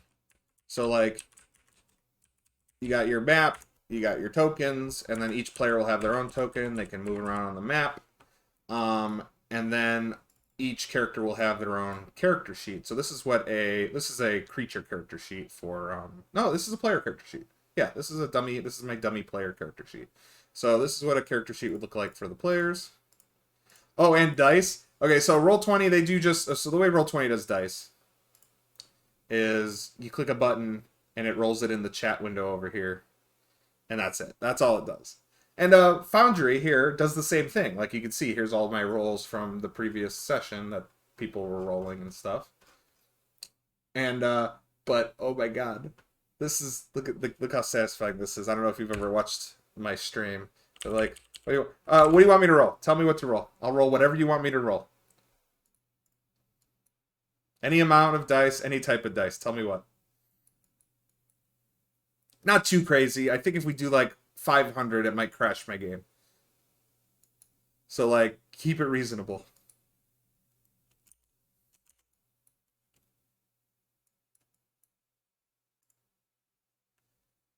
And now this is going to test what the delay is, because I asked you a question, and now I'm waiting.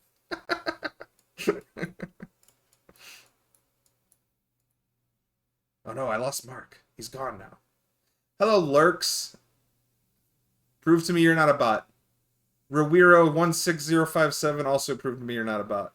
And then Double Slappy, you've been strangely quiet. But I appreciate you. 160 D8? Alright, we're going to change that to 16 D8. So I'm actually afraid. 20 D4? Okay. There we go. That's better.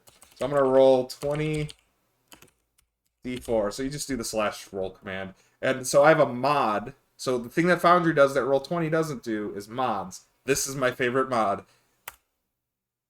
Oh yeah, look at that!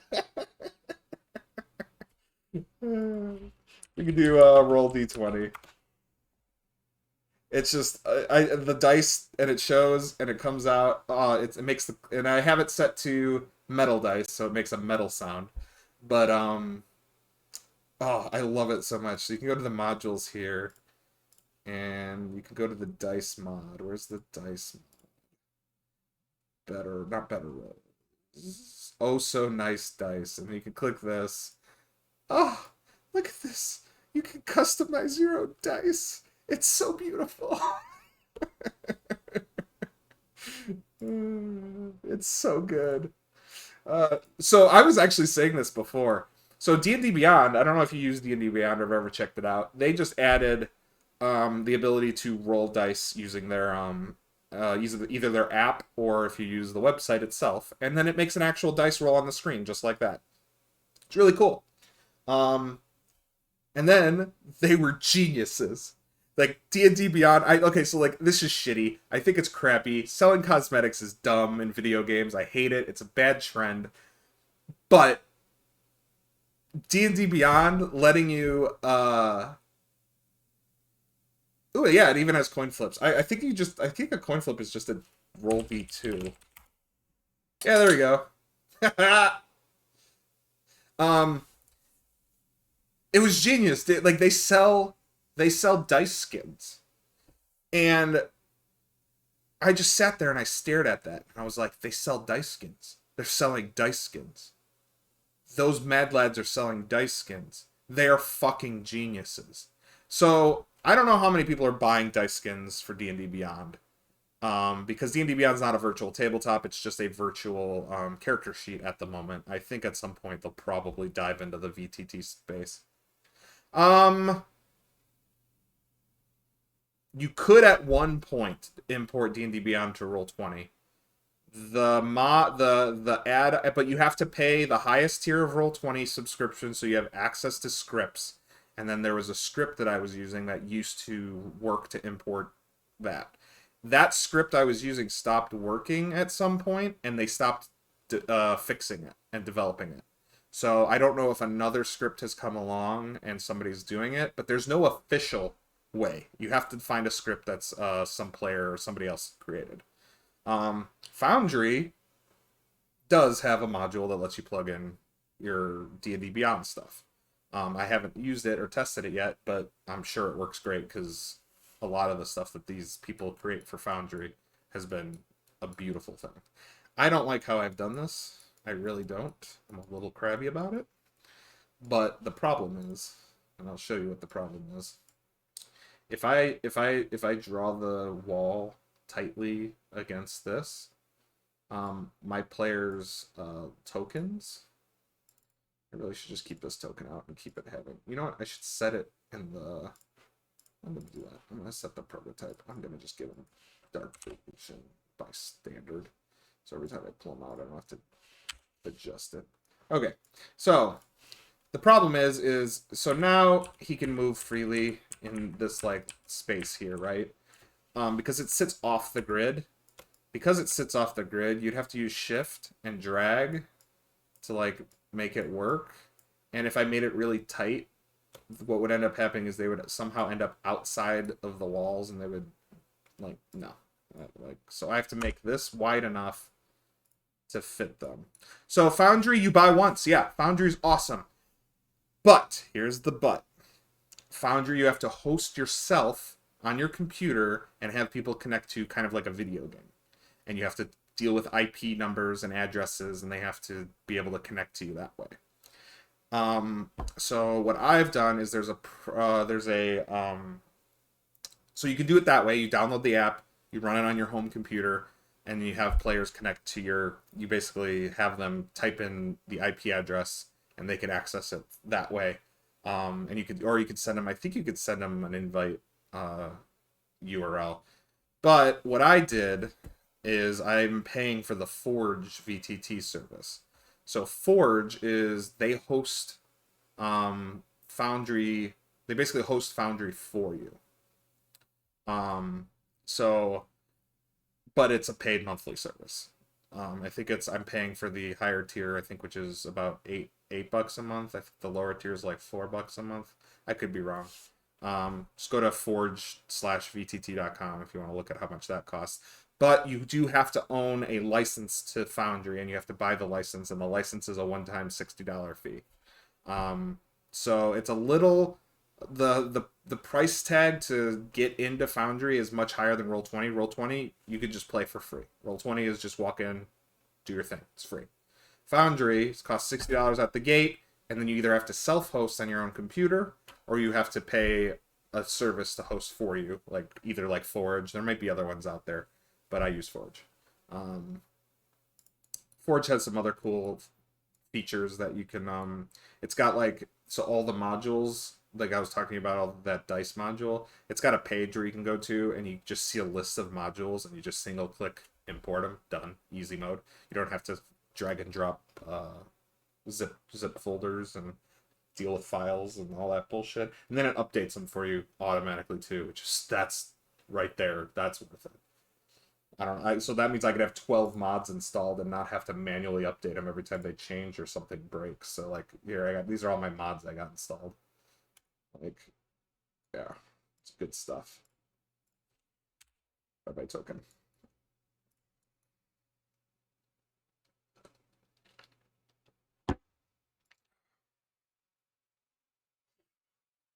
All right. All right, so what I'm gonna do though is I think I'm gonna do this. I'm gonna kind of give this. Oh, what is that crap? We're gonna do that, and I think I'm gonna do the same thing here. We're gonna just kind of tighten this up just a little bit, to the point where I don't think it'll be a problem. Just drag this like here, this like here. That might make me a little bit happier about how that looks. Yeah, that's better.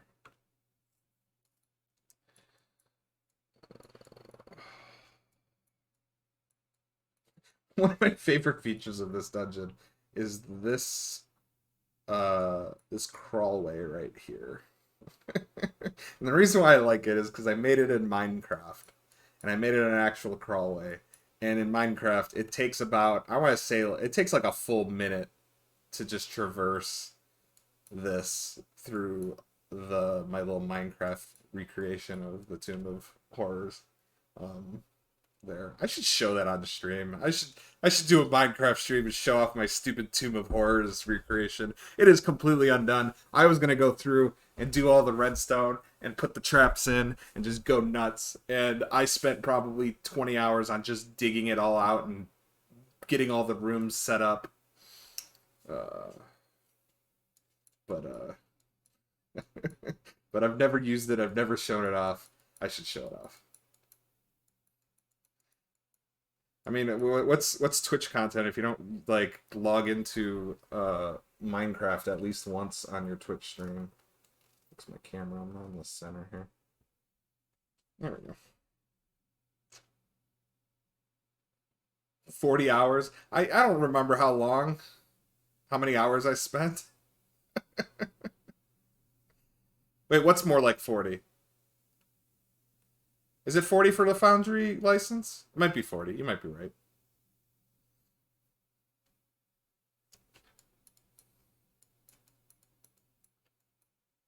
Oh, I want to point out, I am running. Oh, my Minecraft tomb. Yeah, I probably spent 40 hours digging it out. Oh, you know this is I made this room in Minecraft with all these damn pillars. This is the one that this of the probably 40 hours I took. I think this was like 10 of it at least. This room was a nightmare because I made it. I don't even know how many because I made each square here. I think I converted to one block in Minecraft. So I just like I did a 1-to-1. I think basically, and I made this. I think 6 blocks tall. I think because I think it's a 30-foot tall ceiling. Oh man.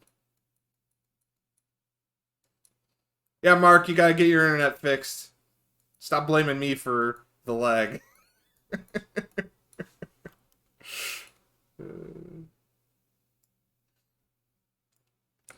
I'm not taking responsibility for it anymore.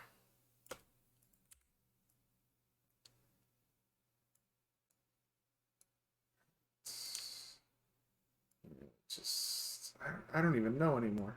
Like this? Yeah, that looks fine. This. This. This. You don't have to make this that perfect or precise.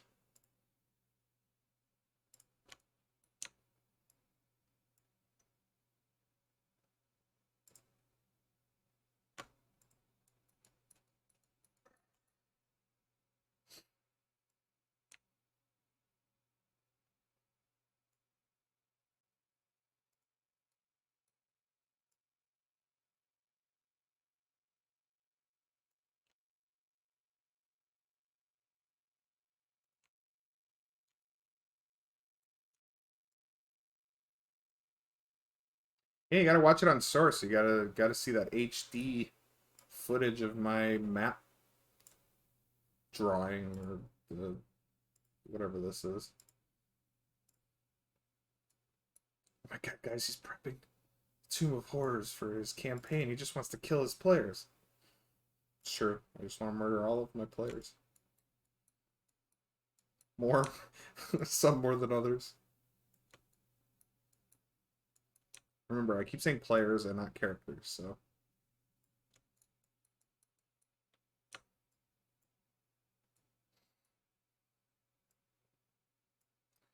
Kazumeki is gonna he will vouch for I don't take joy in killing player characters. I do take joy in killing player character pets though. That is something oof. That just warms my heart.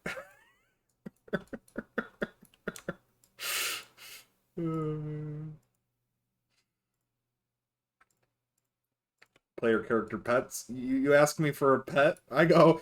My answer to my players asking for a pet, I go. Are you sure you want the emotional trauma involved? Do you want the emotional trauma involved with owning a pet?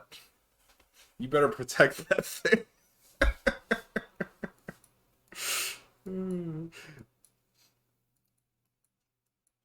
I just don't like pets in D&D. I don't like them. They slow everything down. They don't add anything to it usually. Although one of my players just recently did something pretty cool with his pet pseudo dragon. Pseudo dragons have telepathy, and he used the pseudo dragon's telepathy to communicate something to another player that I thought was a very clever use for the situation that they were in. All right, we're gonna do something cool. I'm gonna put a light here because I want to show you a feature of. This is the other reason why Foundry kicks the shit out of Roll20. Right here. All right, so light. Okay, cool. You could just do this in Roll20. That's no big deal. Okay, but what you can't do in Roll20 is change the color of that light to whatever the fuck you want. So now I got a green light. Oh wait, it didn't update. Why didn't it update? Green. Oh, because I didn't actually. Okay, green light. Boom. Cool. Green light. But in this case, we got a yellow light over here, right? So we're gonna get like this amber color going, kind of brownish. All right, so there. All right, so that's this. Okay, so we're gonna put that. We'll put it in the back of the room because I don't want it to. All right, so we're gonna change the distance. We're gonna probably put this at 10.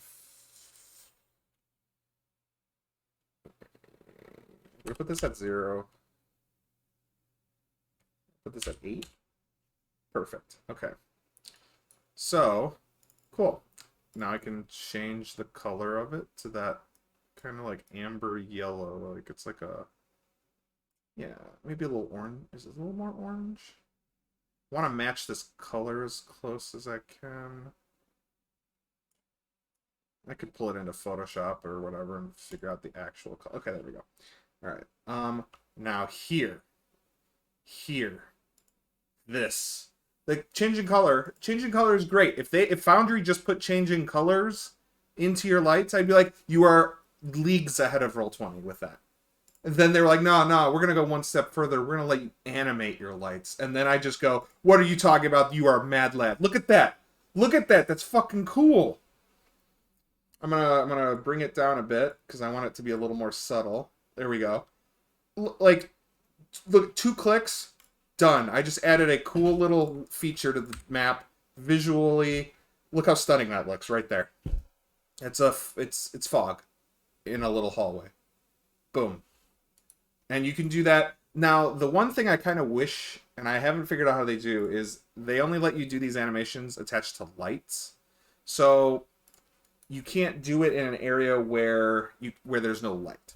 You can't have like I want to, maybe if I wanted to animate a dark hallway with like a glowing green fog, um I couldn't do that.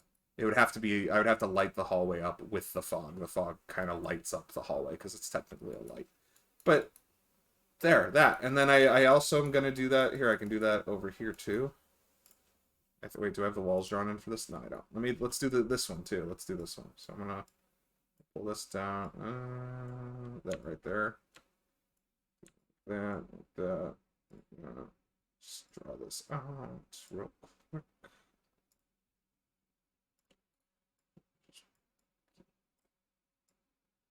There. All right, and then we'll do another one right here. It's the same thing. So we can just. So we're gonna do. This one I don't have to change the color of too much. So we can just do the swirling fog. Make it a gray color. There we go. Bring the intensity down. It's a little too intense. There we go, like that. And then I'll probably we'll make the bright radius like 5. Dim light to 0. Okay, no, that's not enough. So we're gonna put this, was it 8 for that last one? Hey, 8 works for this one too. There. A little swirling fog. Yeah, that'll work. Again, nice little swirling fog feature. Cool little thing. And then what I want to do is I also want to add, so this thing right here, this altar, it glows. So again, we'll add a light. We'll give it like, I want to give it torch. We'll give it like 15, 10. There we go. So when you first discover this, I believe it has like a blue glow. So we're gonna go for blue. Okay, way too bright. Bring the blue glow down, but you know it's also too big. I think I'm gonna put 10 at 5. Oh yeah, because then what we're gonna do is we're gonna pulse it. So we can lower the intensity. So that means it just kind of, that's so subtle. We can also slow it down a bit, so it's not quite. Oh yeah.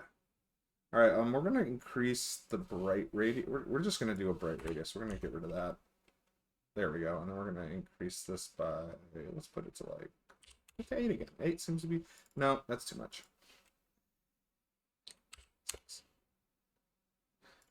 It's not blue enough. There we go. I think that'll work. You know what though? I think the 6 and 3. No. I don't like that either. Maybe I need to increase the intensity.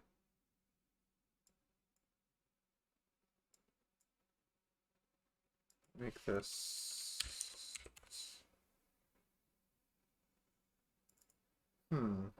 This takes tweaking.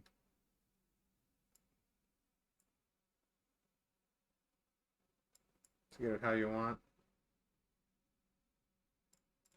I think that's cool. Yeah, that's cool.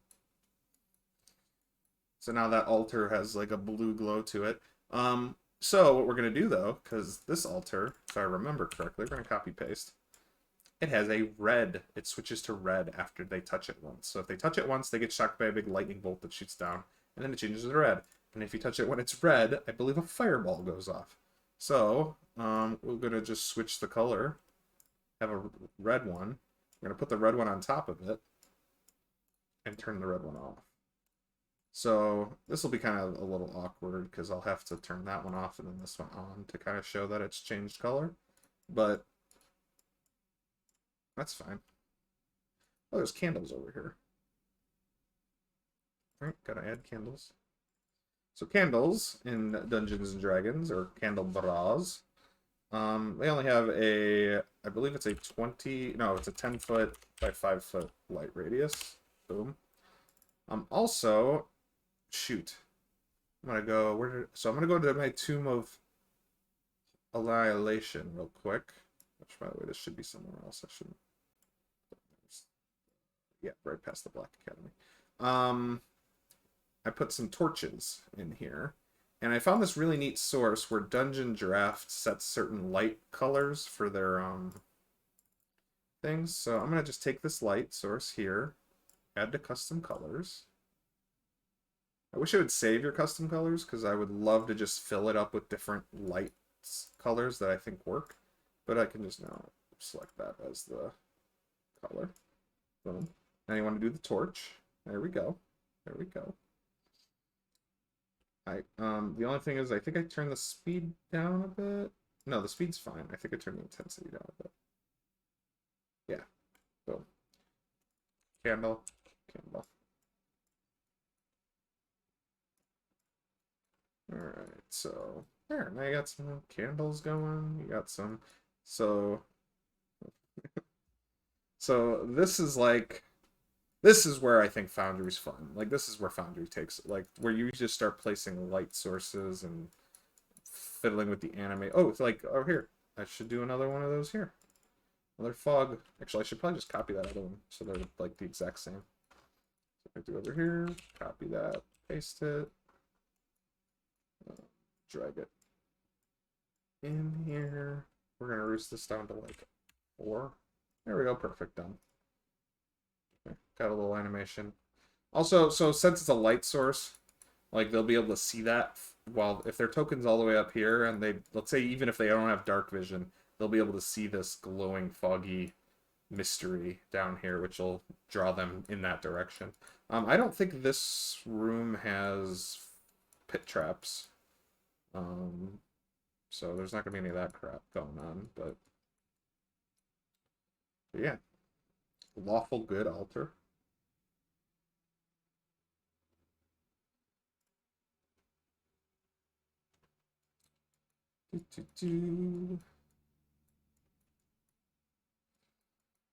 Alright, I guess we just keep going here. So I've kind of finished.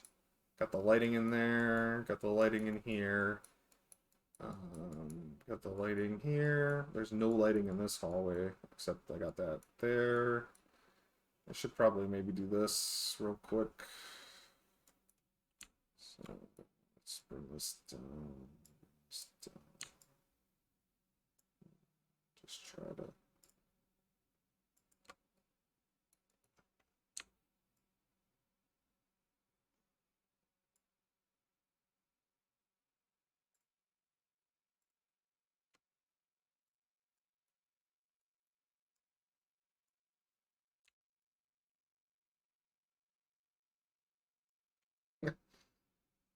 It's not, there is nothing good about that altar. That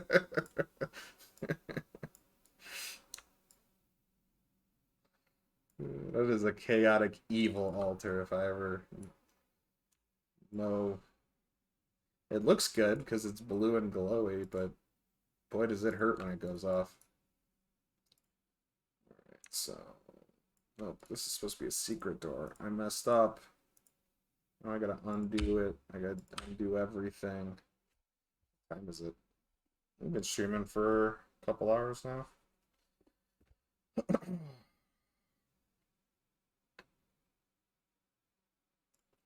Secret doors. Secret doors.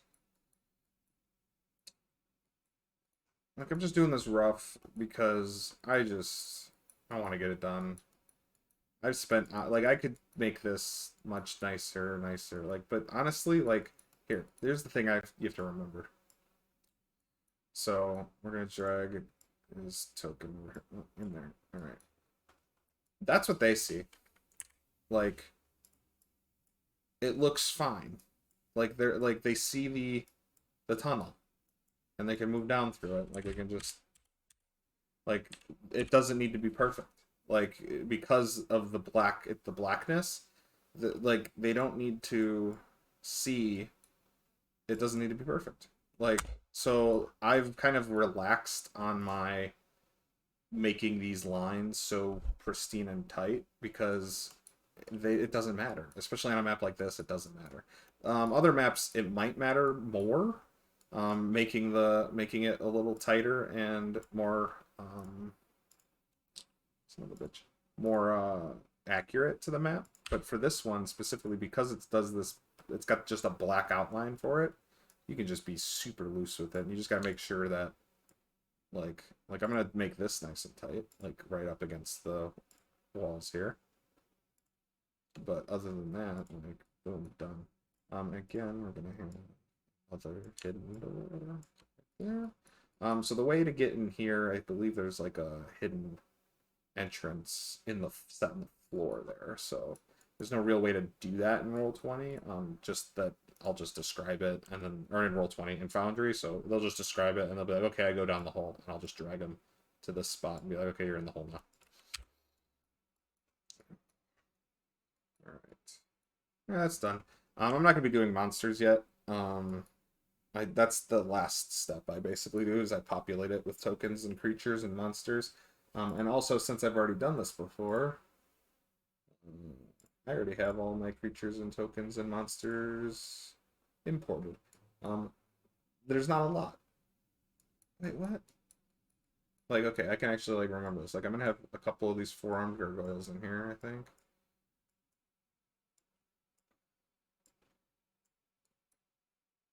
Hey, Goblin!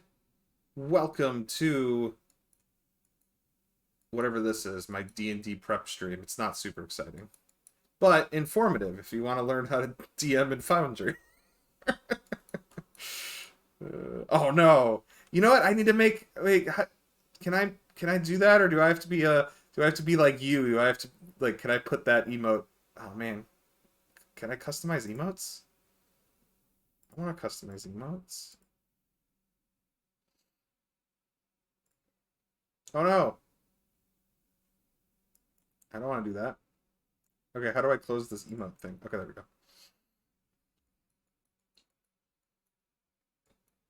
Just making a pretty Dungeons and Dragons map. That's all we doing. All right, so I realize I messed up here because there's a secret fucking wall here. So we're gonna just gonna do it. We're gonna pretend like I did it right. Damn it.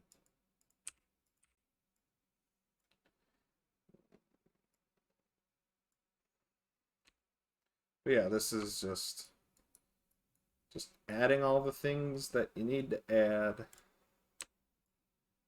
to make this function when you want to play. Secret door, walls. Let's put the walls in.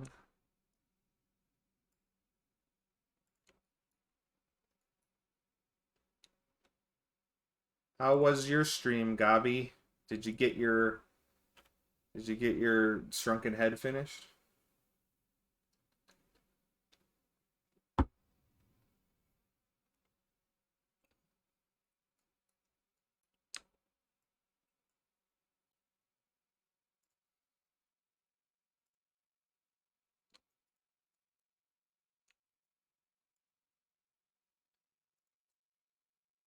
Oh. So this room, okay, so I have, oh nice. And then you're gonna paint, are you gonna paint it next stream? So I have artwork, I believe, that, so here we'll use I think it's called a tile piece. So this is where you can like kind of add features to the dungeon. So what I want to do is I want to put a piece of art right here. No, that's not art. Okay, there we go. That's art. I'm gonna put a piece of art right here. Boom. And I believe I have an image for a pit trap. There it is. Boom. Boom. So what's cool, I don't know why they didn't just put him in here, because this isn't like the typical pit trap where it's hidden and then like a thing opens. It's just there behind the door. So like they should have just drew it into the map, but I didn't draw the map. But I'm gonna put it in because so I'm gonna copy, and there's three of them. Also, I'm gonna go ahead and put the pit traps up here, except I need to, I think, if I remember off the top of my head, I think it goes like that.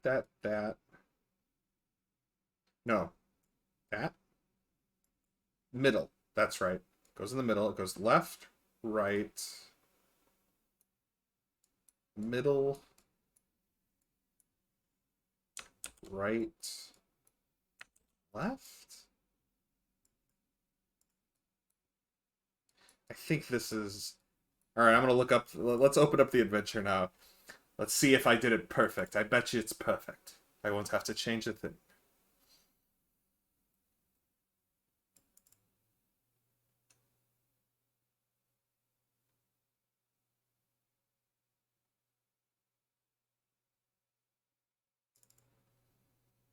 All right, opening up the Tales from the Yawning Portal PDF. Going to the last adventure, Tomb of Horrors. And let's see. Let's see if I got this perfect. So, all right. So we got, I mean, this one I knew I got right. And then kitty corner, and then middle, and then right, and then left. Oh, look at that. See, I told you I knew this map. These are hidden, though, so I'm going to hide all these. So this means that I can see them because they're a little transparent there. But let's... oh, I can't... You actually can't... I'd have to rejoin as a player and show you from the player's perspective. But trust me, they can't see those pit traps. But now they're there. So this is also like a little genius. So they got this red, like, tile path. And, like, so look at how, like, the red tile path means nothing. It means nothing. There's no rhyme or reason to that path. But the players will try to figure out a rhyme or reason for that path. And no matter what they decide, that's the genius of this hallway, no matter what they decide, they're going to fall into a pit trap. So they walk in, they go, okay, well, obviously we should either follow it or not follow it. So if they not follow it, pit trap. They didn't follow it. Okay. They do follow it. Okay, pit trap. Oh, fuck. Okay. They get here. They're like, okay, well, if we don't follow it, then we probably should follow it. Because that means it's safe. So they get on the path and they go, pit trap. or they come here and they go, oh, we shouldn't follow it. So either they'll go over here, fall into another pit trap, or they'll come here and they'll be like, all right, well, we're going to try to avoid it, jump over, pit trap. And, like, it's just, I love it. Like, this is just, and again, it's like the fuck you doors. Just, it doesn't matter. It doesn't matter what the players decide, they're going to fall into a pit trap. And there's so many things there. It's just like curiosity kills the cat in this dungeon, 100%. It's like, oh, what's this thing do? Oh, reach your hand in there. Oh, you lost your whole hand. Sorry, you were curious. You lose a hand. That's just how life works apparently now. But, like, no, like, I just love this dungeon because people say it, like, the people who think this is a bad dungeon, I don't think appreciate the nuance to it and maybe don't 100% understand it. Because, like, or they don't play D&D for the dangers and the risk of death. And it's like, that's fine if that's not your style. That's fine. You can go play your little romance novel Dungeons and Dragons games. That's fine. You can do that. Great. Why are you trying to run Tomb of Annihilation or Tomb of Horrors if you're running a romance like setting or a romantic setting or high role play setting? You would not run Tomb of Horrors if that's the type of game you like to run. Tomb of Horrors is for people like me who like this shit, who want my players to be challenged and have to think through every step of the dungeon. I just love dungeon crawlers too. Like, if you don't like dungeon crawlers, you're not gonna like Tomb of Horrors. As far as dungeon crawlers go, you like, this is one. Now, what it is bad, I will say this: don't inflict this on your players. Like okay, I'm saying that as someone who's about to inflict it on his players, but I'm taking special considerations and I'm making modifications to it so that it's not kind of like, it's not going to kill my players. This dungeon shouldn't just straight up kill my players. These pit traps, they do like a little bit of damage. These creatures here, not very powerful. I'm also putting custom creatures in. Okay, I love the giant four-armed skeleton and the fact that I found a fucking... Look at this. Look at this fucking token I found for it. Look at him. Roar! Like, I love this token. He pops out of the wooden... I think he pops out of the wooden one. Just put him right there. Boom. I told you, I said I wasn't going to put monsters on the map, but there you go. I know that one exists. I know those exist. Actually, I think there's only supposed to be technically one in this room, but there's CR2.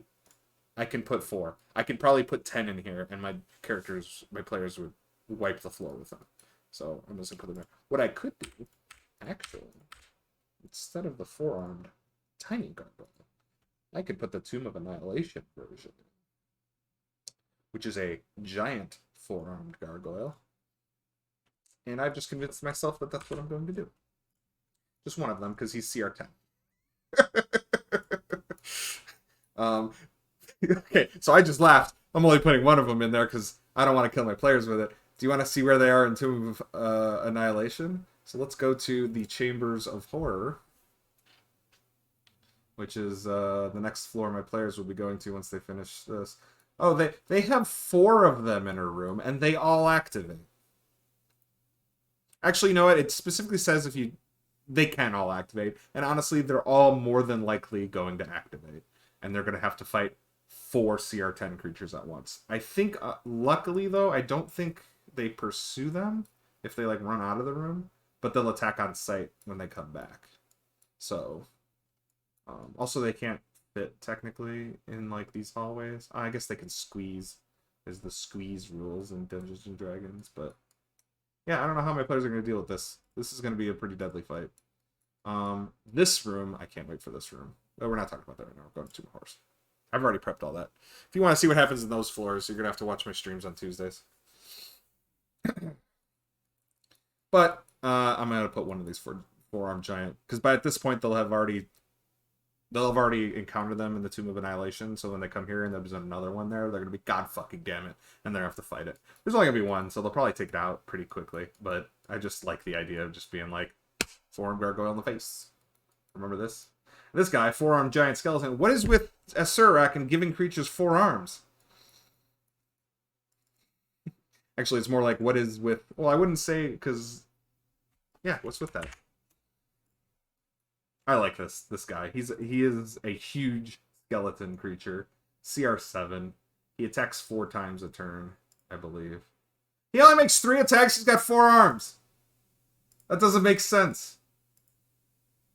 Do I just give him another attack?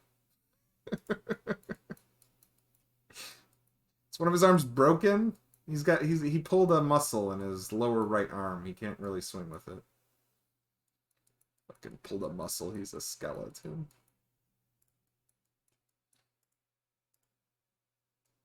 Alright, so I believe we were talking about this trap here.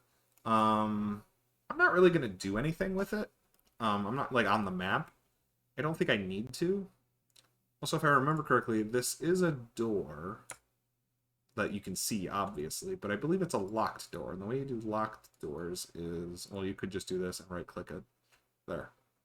Or you can shift double-click on this. And there's all these features. And you can make it a locked door like that. So, boom. So that means it'll show up as a lock right there for them as they walk up to it. And they have to be within 5 feet. This won't show up unless they're right next to it. And they'll see it's locked. And I believe it's not a hard thing to pick. I think it's like DC 15 to pick. So it's just supposed to kind of like... It's the whole idea about this is to trick players to think there's something valuable, there's somebody valuable, or somebody locked in the other side and they need to go protect or save them. That's the whole idea. It's a complete red herring. There's nothing there except death. Alright, and we're going to enter the next part of one of my favorite parts of the dungeon, which is love this room. There's a zombie in there. I have to actually make it, but it's a zombie that's supposed to look like a Surak.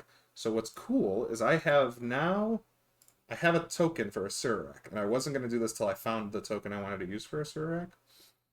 So, where is he? Oh, I think he's in my NPCs folder. Yeah, there he is. So there's a Surak. There's a little bony ass. So I found a token for him, but the thing is that's not actually him. It's a zombie. So what I need to do is I need to create a zombie.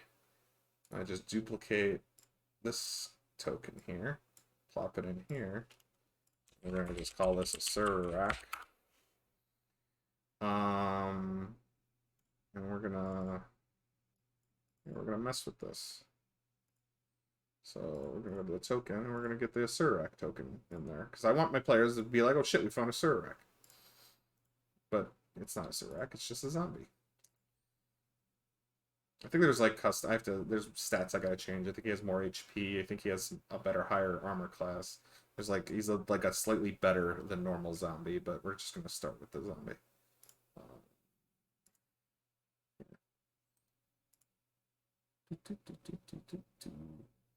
All right, I'm actually gonna take 5 minutes. I'll be right back. We're gonna keep working on this dungeon. But I need to go take care of something. So we will go to my break screen, and I'll be back in just a little bit. Where did my sound sources go? I need to mute myself. There it is, audio mixer. All right, be right back.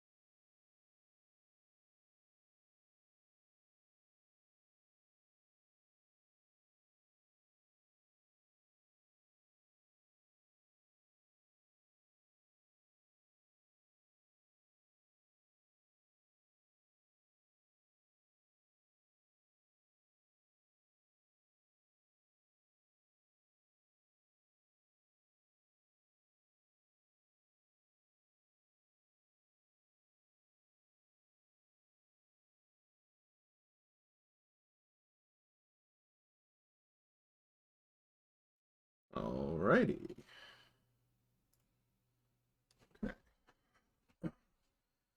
I'm back.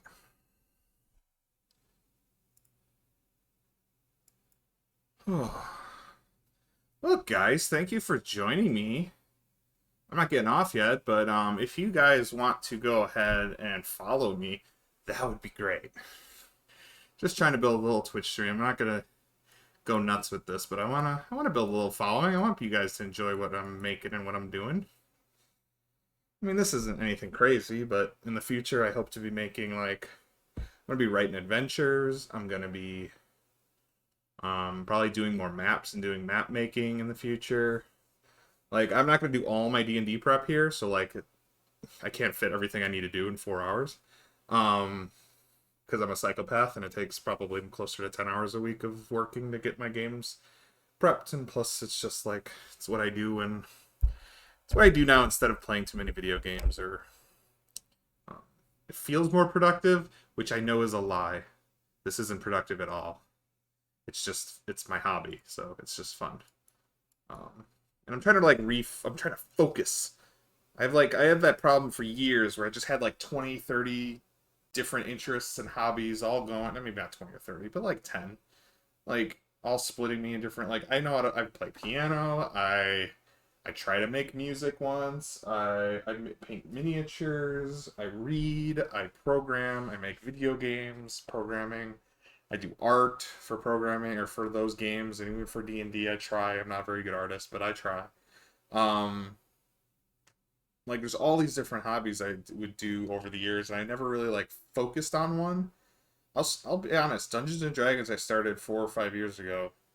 That's like it's the only thing that's kept my attention this long. like like I'm just like I started D&D, and I just kind of like figured I would just do the thing where I'd do D&D and then I would fall off it and I'd do something else at some point, because that's just how I always got in and out of things. Like it would be, and that's why video games was the only other hobby I kept like for a long time, because well, they're so varied. Oh, board game collection. That's actually what got me into D&D. Was I started a board game collection, and I started playing board games, and then I started playing this one called I can't remember the name of that damn board game. Descent, second edition. And Descent Second Edition is basically D&D without the role playing. So it's just dungeons. But it's asymmetric, so one person plays all the bad guys and then the other people play the heroes, their hero characters. If you've never played before. So it's like it's asymmetric, so it's 1 versus 4, and it's a competitive game. When you're playing that game, you are trying to kill them. And the rules are set up in such a way that that's a fair fight. So like I can throw 6 goblins at them, and the 4 of them, because of the constraints, like they should be able to beat the 4 goblins, but I should have just as good of a chance to kill them. So it was like a strategy tabletop game. It was great. I love Descent. I have almost everything for it. It comes with all the little miniatures. So I started my miniature addiction with it. And then I don't know what happened. We played Descent with my brothers and sisters-in-laws, and we went through a whole campaign start to finish, which is about, I want to say, like 10 or 12 sessions of the game. And we finished, and we're like, that was great. It's awesome, cool. And then one of them was like, would just mention Dungeons and Dragons. And then I was like, huh. And then I heard from other people, and I had played Pathfinder at that point, with a different group of friends. So I I played it, and then they were like, one of them said we should play Dungeons and Dragons. The other one was like, oh, that'd be cool. And then they were like, that, yeah. So everybody was like on board with that idea. And then I was like, okay, cool. Maybe we could figure out what we do. And this was like around, I would say October-ish, I think. That Christmas, I talked to my wife about it, because my wife was in the group with her brothers and sisters, and her sister-in-law. And she played with us, and I just asked her, I was like, do you think we should play Dungeons and Dragons? And she's like, yeah. So I'm like, what if I bought everybody players handbooks for Christmas, and then I bought myself player handbook, Dungeon Master Guide, and then we run Lost Mines of Fandelver, the starter kit. So she was like, yeah. So we went to the store. I dropped $200 on books, wrapped them all up, gave everybody a player's handbook for Christmas, and said we would start playing in January. So like, yeah, that was it. That's what and that was enough. So we went from Lost Mines of Fandelver, and I was just like, well, I guess let's play the next like adventure Wizards of the Coast released, which was the Tyranny of Dragons series. So I started prepping that, and then that's when I kind of started using the digital tools. I used this one called, what the frick it's called? Shoot, what is it called? Let's go here. I have it right here. It's called Infinitas DM. I haven't used this for a long time. I only have 176 hours logged into it. That's surprisingly low. I'm gonna say that. But I think I also played this on my I shared it with my wife's Steam account and played it on there because it was on her laptop I was doing it. So maybe it's more than 176 hours. That seems low. That seems low for an entire year-long campaign that we ran. But anyway, so I used the Infinitas DM where I was able to cast using a Chromecast to the TV from a thing, and it was basically a virtual tabletop just like this with tokens on it. And I started doing the virtual tabletop thing before Roll20, because I used that Infinitas DM thing, and then that kind of wrapped up and ended, and we were gonna figure out what we were gonna do next. Her brother wanted to run a campaign, so we were like getting ready and gearing up for that to happen. Kind of just didn't happen. What I'm guessing is he got so wrapped up in world building that it just didn't happen. Like it wasn't ready. Maybe it's ready now, or maybe he's fallen off it. Maybe he's not. I don't know. We haven't talked about it. It's because we're still mid-pandemic. Personal life things have gotten really in the way as far as that goes outside of just the pandemic. But but then I started playing Roll20, and I ran Curse of Strahd, and that kind of turned me on to all of this crap. And like I would say, I like even if I ran this in person, I don't know if I would go fully manual again. I don't think it would be just paper, pens, and dice, and miniatures. I do like miniatures. I just haven't figured out how to just sit down and paint them all. That's the thing, is it's hours and hours and hours of work. And I like using painted miniatures. I feel like if I'm gonna play, like I would rather play with no miniatures than unpainted miniatures. So it'll probably, if I ever did in-person DD again, it would be with paper and dice, but I would do the same thing. I would cast a digital screen like this, and maybe I would go back to using Affinitas because it was a very simple tool to use, because all it was a picture of it was just the dungeon and the tokens. That's it. There was no automated dice rolling. There's none of the features of normal virtual. It was very simple, and that's all I used it for, because we would roll the dice in person, so we didn't need something to automate that. So I don't know. But that's kind of like how I got started with all this crap, and like it's like a perfect blending of all of my skill sets I've learned over the decades of my existence. Like I know how to use Photoshop. I use a ton of Photoshop working on this stuff. I know how to make video games and work with video game editing software and making maps and level design and all that stuff. This virtual tabletop, setting all that up, like those skills come really good in handy here, of doing that. This is basically, like, you could think of it as kind of like a map editor for like one of your favorite top-down 2D video games. I don't know, like Legend of Zelda map editor. That's like kind of what this feels like to me. Also, this is a secret door down here, um so like it's just, that's why, and I think that's why it's kept me so long, is because my Dungeons and Dragons isn't just a hobby by itself. It incorporates so many other hobbies that you can then so you can, your attention's kept because, or at least mine is because I can engage all of my different, I would say, talents and skills and bring it to the table. I don't know of very many hobbies that are very similar to that. Usually hobbies are kind of singular in their purpose. Um, I guess like creating video games are very kind of similar, where you can like have like a whole bunch of different skill sets that all work together to create something.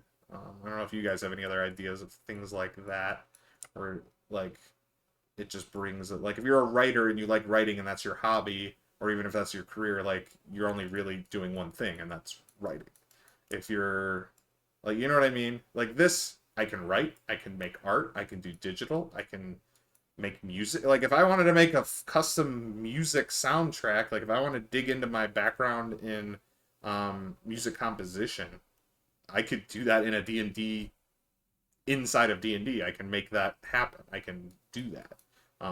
I don't think I'm going to ever do that, but I could if I wanted to, and that's what I love about this hobby. Is like I said, it's not just a singular hobby. Okay, I think the door for this is right here. It's not just a singular hobby, and like I don't know if you can tell just by the way I think and talk and speak and jump from topic to topic. I'm like pretty sure I'm undiagnosed ADHD, and I've just lived with it my whole damn life. But like this tames that. Like I don't get bored. Because there's so much I can do with this, right?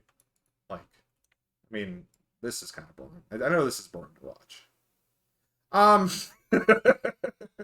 I am not a composer. I know how music works.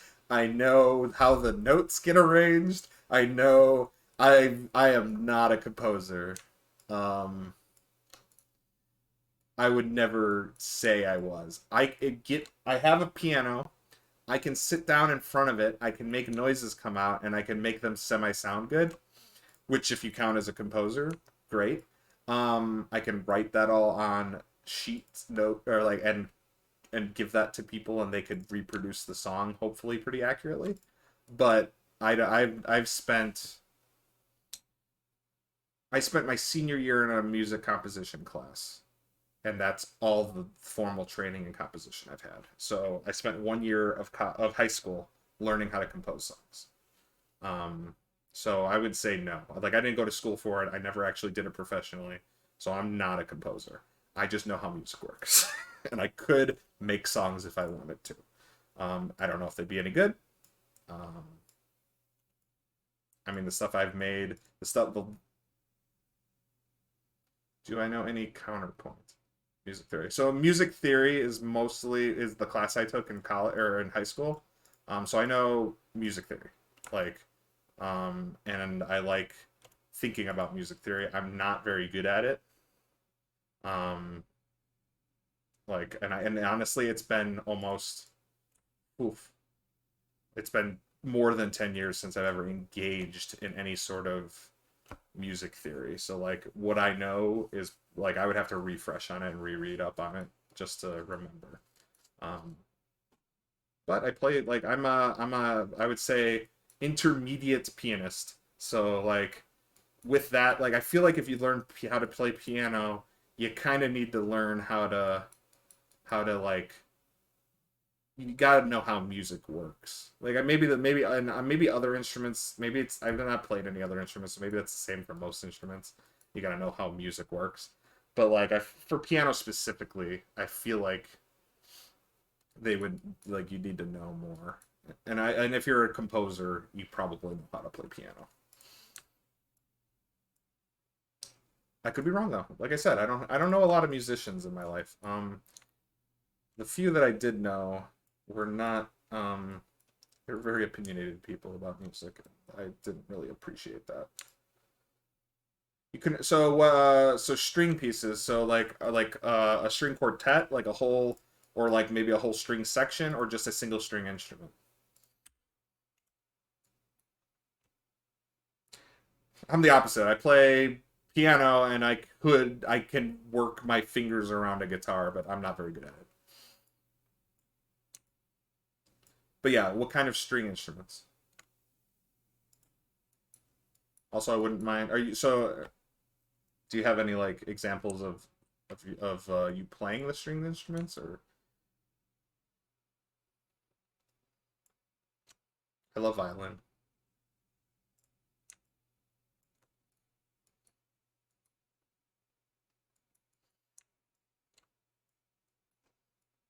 Ouch! Did I say something that insult you? I didn't mean to insult you. I can't remember what I said just now.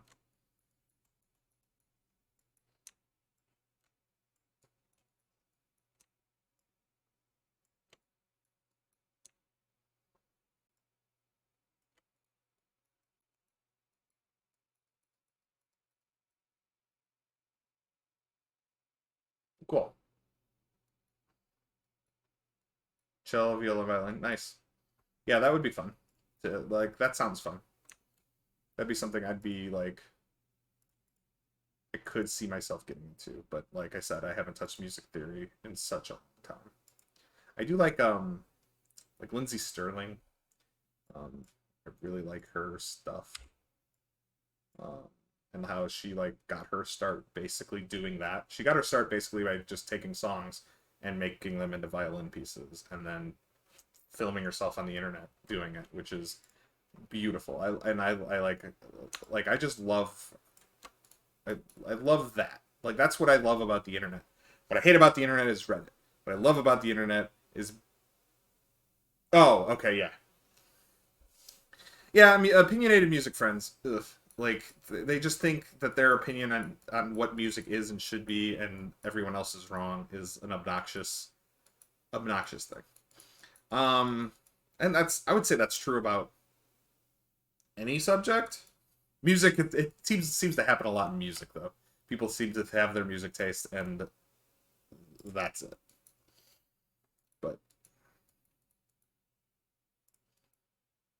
But yeah, like the thing I like about the internet is we were talking about like things like Lindsay Sterling where she just like literally is just some violin playing um girl who just played nerd video game covers of songs, her favorite stuff, and then she turned into a multi-million-dollar career on her own, basically.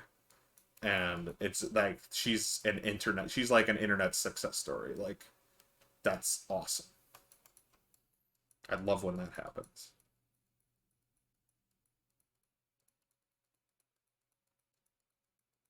And I hope that that happens to me. I'm not saying I want to be a multimillionaire. I really actually don't. Um, my ambitions aren't set that high. um, yeah, dad rock's fine. Like I know what dad rock is. I enjoy a lot of dad rock. I enjoy a lot of dad like like I would so dad rock to me is that like that's like Metallica. Like that's what dad rock to me is. Like we're not talking like because my dad is he's more Bruce Springsteen and like maybe that's dad rock. But I feel like metal like dad rock's slowly becoming like metal like those types of yeah. I don't know what are the bands you listen to? Oh wait, the song. Wait, I haven't listened to her stuff in a while, but I liked her violin program. Her playing, yeah, yeah. No, her new stuff's all right. I have one of her latest album. I think. This is dumb. Yeah. So okay, so that's yeah. Okay, so that's my dad listens to a lot of that too. Rush, Genesis, like that kind of stuff. Yeah. So that is definitely dad rock. But Lindsey Sterling's latest album, like I think it came out 2020. Yeah, it came out 2020, and I had that on repeat for most of the like I for most of that year. So that's so funny though because we're getting old, right? Like our music, like rock and roll's getting like I would say rock and roll was like what around the 50s.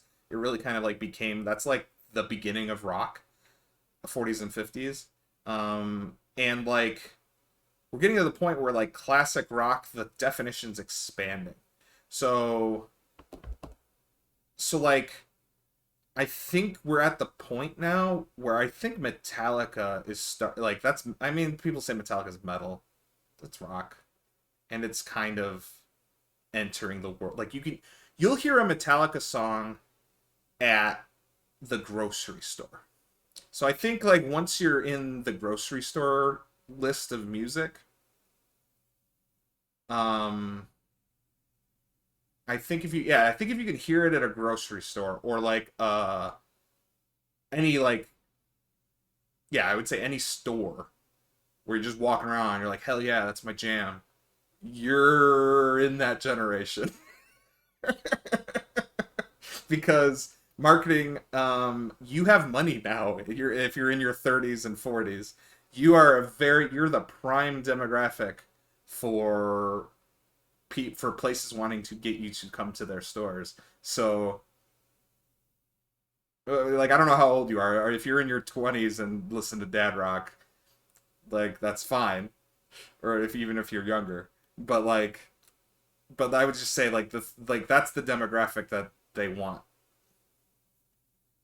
Oh yeah, I've heard. I'm pretty sure. Maybe not like something. Yeah, maybe not the grocery store, but like at a department store. I've heard Metallica at a department store. 100%. I was like walking through. I was like, oh shit, it's pretty cool. Yeah, that's considered like so like yeah, that's dad rock. That's 100% dad rock. Or I've also heard Rush and Genesis and more of those and those songs. I've seen and again I've heard those at grocery stores or in department stores. You're beyond. Well, then you're in the dad rocker generation like that. I mean, like you're like I don't know if you're a dad yourself. Yeah, there you go. So I wouldn't be too offended at dad rock because yeah, that just means it's of that generation, of the generation of people that tend to be fathers now. Uh,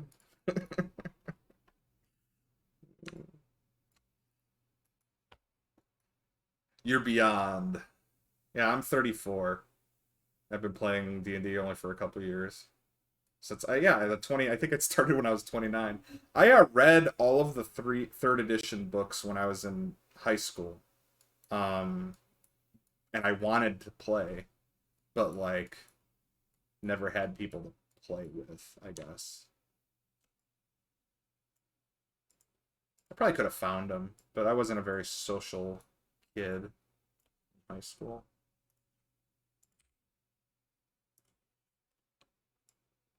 Surprise!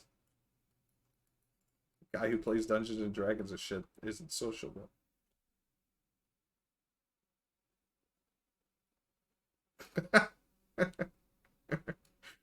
I wouldn't be surprised if I've heard it before. Got a nat 20 on me. Yeah, so you're yeah, you're not yeah, my father's in his 60s. So you're just a little younger. You're 10 years before that basically because they're 30 years older than me.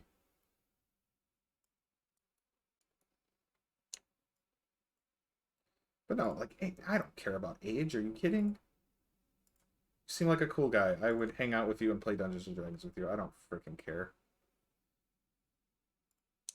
Yeah, they're called children. That's the ageists. They're children. I don't like. No offense if you are a child, but like, especially if you're if you're dissing people because they are older than you, it's like, oh, sorry for existing. It's like, calm your shit. Well, okay, well, we can get into the argument if you think 20-year-olds are children. I'm of the mind of somebody who only recently left their 20s. I think 20s are children. Oh, okay, you were talking about 20. Yeah, no, I know, and not 20 on me. I was talking about my father's 30 years older than me. He had me when he was, or my mom had me when they were in their late 20s. So I was just trying to ballpark your generation. So you're not technically, I think are you technically Gen X then? Would that put you in that? I think. I have a lot of coworkers. I work with a lot of people that age. You guys are fine. You're cool. I don't have any problem. Yeah, don't. Yeah, fucking. They're children. If they're not actually children, if they're making fun of you because you're older, or not even older, just older than them, like they are children. I don't care how old they actually are. They have the mindset of a child. That's just obnoxious. I read a thing I read on what did I read? It was on Reddit, and there was a guy telling a story about this man that he would go and play. I think he would play board games with. No, video games. He'd play video games with. He'd invite him over to his apartment. Yeah, so you're elder Gen X, I'm elder millennial. So yeah, elder millennial. It's like it's so weird being the older of the generation, because you look back at all those people that are the same in the same generation as you, and you go, I don't feel like I am like them, but whatever. So anyway, so the story was he was in an apartment, and he would play video games with his neighbor who would invite him over, and they'd play video games. And he was like 20 something, and the guy who was playing video games was like in his 60s, or I think he was in his late 60s. And he was just talking about how he was just a dude. Like, he just hung out with them, they played video games, they did high fives, they had fun together, they chilled and hung out. And the only thing the age meant was he had wrinkles on his skin and had a little bit more life experience and was like had some interesting things to talk about. Age doesn't mean anything. Age just is like, it just, like, to me it's like you're just somebody who experienced a different subset of of life. Like, you've just experienced different things than somebody who's younger. It's not even that. Is this gonna creep me out? Sure, when I was a kid, I hung out with adults more than kids my own age. Well, no, it's not gonna creep you out. It's a good story. It's a good, it's a good, I think it was a good story. And they chilled and played video games, and it was nothing. Age didn't matter. And I think the story was about how sadly his neighbor friend eventually passed away because he was getting there and he was older. Um, and that's an unfortunate reality of getting older. But like, it was, I think the takeaway was, he's like, don't treat people who are older than you like they're older than you. Like, I never mentioned his age or brought it up unless like it was like a subject of conversation. Like, and that's how I wished, like, if I get older, I hope younger generations learn to treat older people as basically, like, as people. It's kind of silly to say that a little bit, but like, no, that's what I would wish. I would wish that if I'm playing D&D 20 years from now, and I'm like in my 60s, and I'm playing with some 20 somethings at the table, I hope they would treat me as just like one of the guys playing D&D with them. Like, that's just how I would want to be treated. Like, I get, like, sometimes they want to be like, hey old man, or just like make old person jokes, but personally I would hope that that's like, I don't do that. I don't want to do that. Like, I don't want to bring attention to something that might be sensitive, or might be something that's like, you've got to like constantly remind somebody how old they are. It's like, that's obnoxious. No. Because here's the thing. Here's another perspective I heard, and this is from the like an older person side. Is I heard that like he would say like, you don't feel like an old person when you're in your 50s, 60s, 70s. You don't feel that age. You still feel like you did when you're 20 and 30 in your head. Like, that makes sense. I'm 30.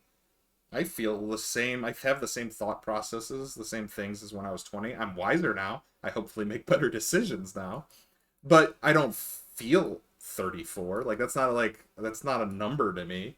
So like, I would hope that when I'm in my 60s, it's the same thing.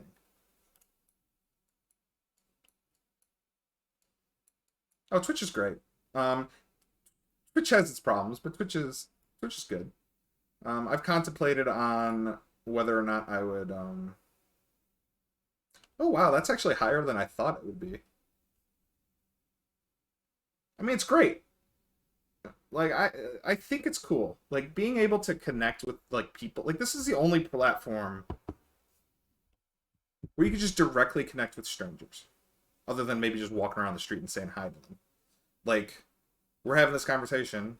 You're whatever generation you are, older, and like I said, it didn't matter to me until we brought it up and it was the subject. Um, and it still doesn't matter to me. I'm not going to treat you any different now that I know that you're 20 years older than me. You're cool. You want to talk about D&D? We will talk about D&D all night. Well, I'm probably going to get off in about an hour, but that's basically all night. But like, yeah, so like, age doesn't matter. People who make it matter or think it matters, they don't matter. That's right. I'm gonna say it. They don't matter. It's a little harsh, but no, they should learn a better way to communicate with their fellow human beings, is what I would probably say.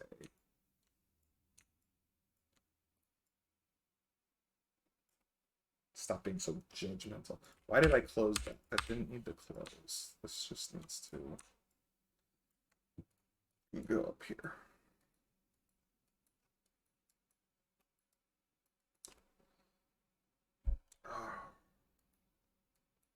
But no, yeah, age doesn't matter to me. What matters to me is how you treat me. If you treat me well, I treat you well. So it's as simple as that. I wish more people would think like that. Too many people just look at things that don't matter and form opinions about those people. Age, race, sex, orientation, job, what country they're from, all those things. Like, people put too much stock into all of that. And it hurts our planet. It hurts us as like a society. Like, that's fucking ridiculous.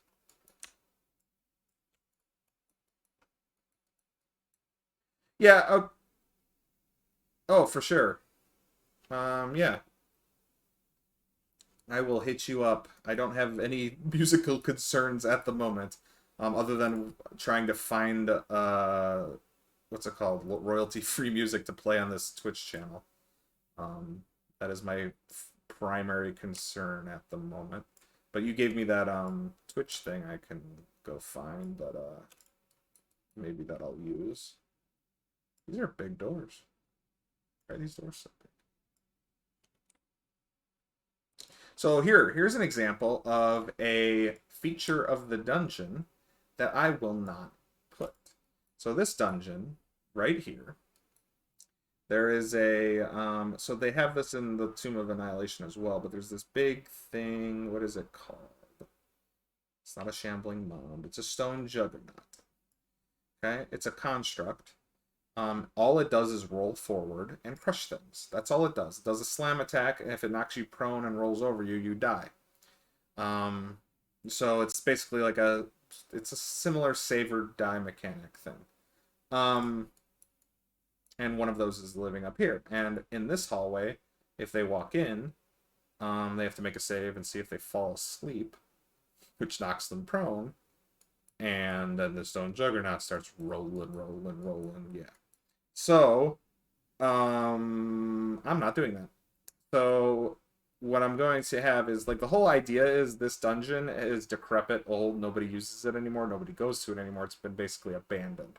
So, some of the traps won't work. This is one of the traps that's not going to work anymore. Because I don't want my players to get crushed by a stone juggernaut. Because I think that would be a very lame way to die. Pit traps, like I said, fine. This zombie here is not going to kill anybody. The things that are in these little pots here aren't going to kill anybody. It's just a little challenge. This room shakes. If I remember, it like shakes, and you have to roll to fall prone or not. And then there's like some slimes or something that do some damage. Nothing can kill you in here really, unless you're like ridiculous. It's fun though. This room's really fun because because you have to find the hidden door. There's a fuck you door over here, and the whole room's shaking. Love the fuck you door. This hallway, there's a pit trap right here. I'm gonna go ahead and just put right there so I don't forget. Nope, that's not the pit trap. Boop, boop, boop. There's a pit trap right there. I think that's the only pit trap. There might be one here. There's another fuck you door down here. Oh yeah, it's way worse than Indiana Jones because there's a thing that puts you to sleep before it crushes you. Just, yeah. So I'm not doing it. Like I said, and I told you why I don't want them to die. There's no fuck you doors up here, which I feel like is a missed opportunity.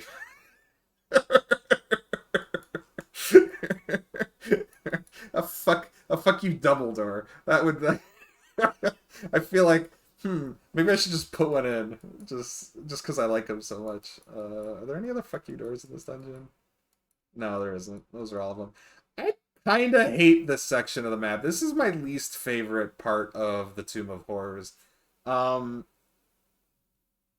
I maybe I'm just gonna make this collapse and there's nothing here because there's a siren in here. So there's a beautiful creature that sings and is supposed to lure you closer. But she's not like evil. Like I think it describes her as just like but she doesn't know anything about the dungeon. She's just trapped there and a Surak just likes to keep her. So like it does nothing for the dungeon. It adds like that's the thing is it adds nothing. Like if she like you could I guess I could make her know something about the dungeon. Um and but like it's just this ugh. Like I don't know why this exists. This is just like it's just there. Like if somebody knows, maybe I have to read the original. Maybe if I read the original adventure, this section would make a little more sense. Maybe it was just something that maybe maybe I forget his name. Chris Perkins. I think he's the one who did this version. Maybe Chris Perkins also didn't really like this section of the map, so he didn't put too much effort into making it interesting. Um, yeah, I love the fuck you doors. Um, so like, but like that just made it worse in my opinion. Like, this could just not like this could just end in a wall. I could literally end if I wanted to. I could well, not a door. Whatever.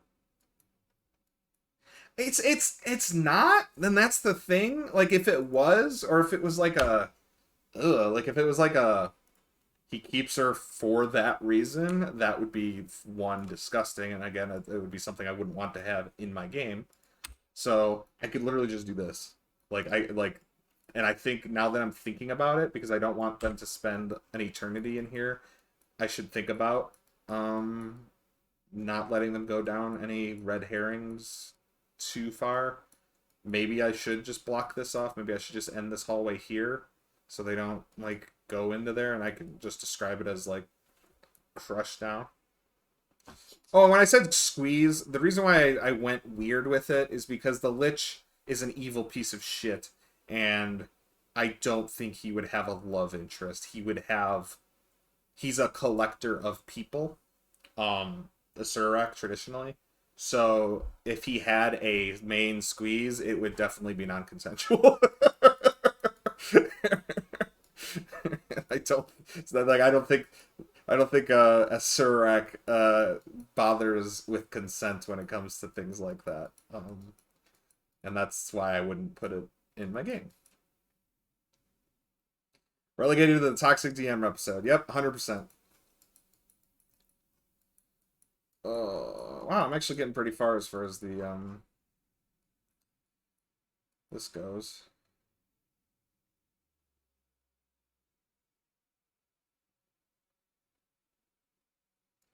Yeah, I mean, draw this out, draw this out. This is gonna suck. Oh, and these are fun too. They're not as dangerous as this one, but they're the same faces with what looks like darkness inside. That one's blue, that one's green. This one teleports you back to the beginning of the dungeon with none of your shit. You're naked. Oh, this dungeon does that a few times. Just plops you someplace naked, which I think is hilarious. Not as hilarious as Fuck You Doors, but still hilarious.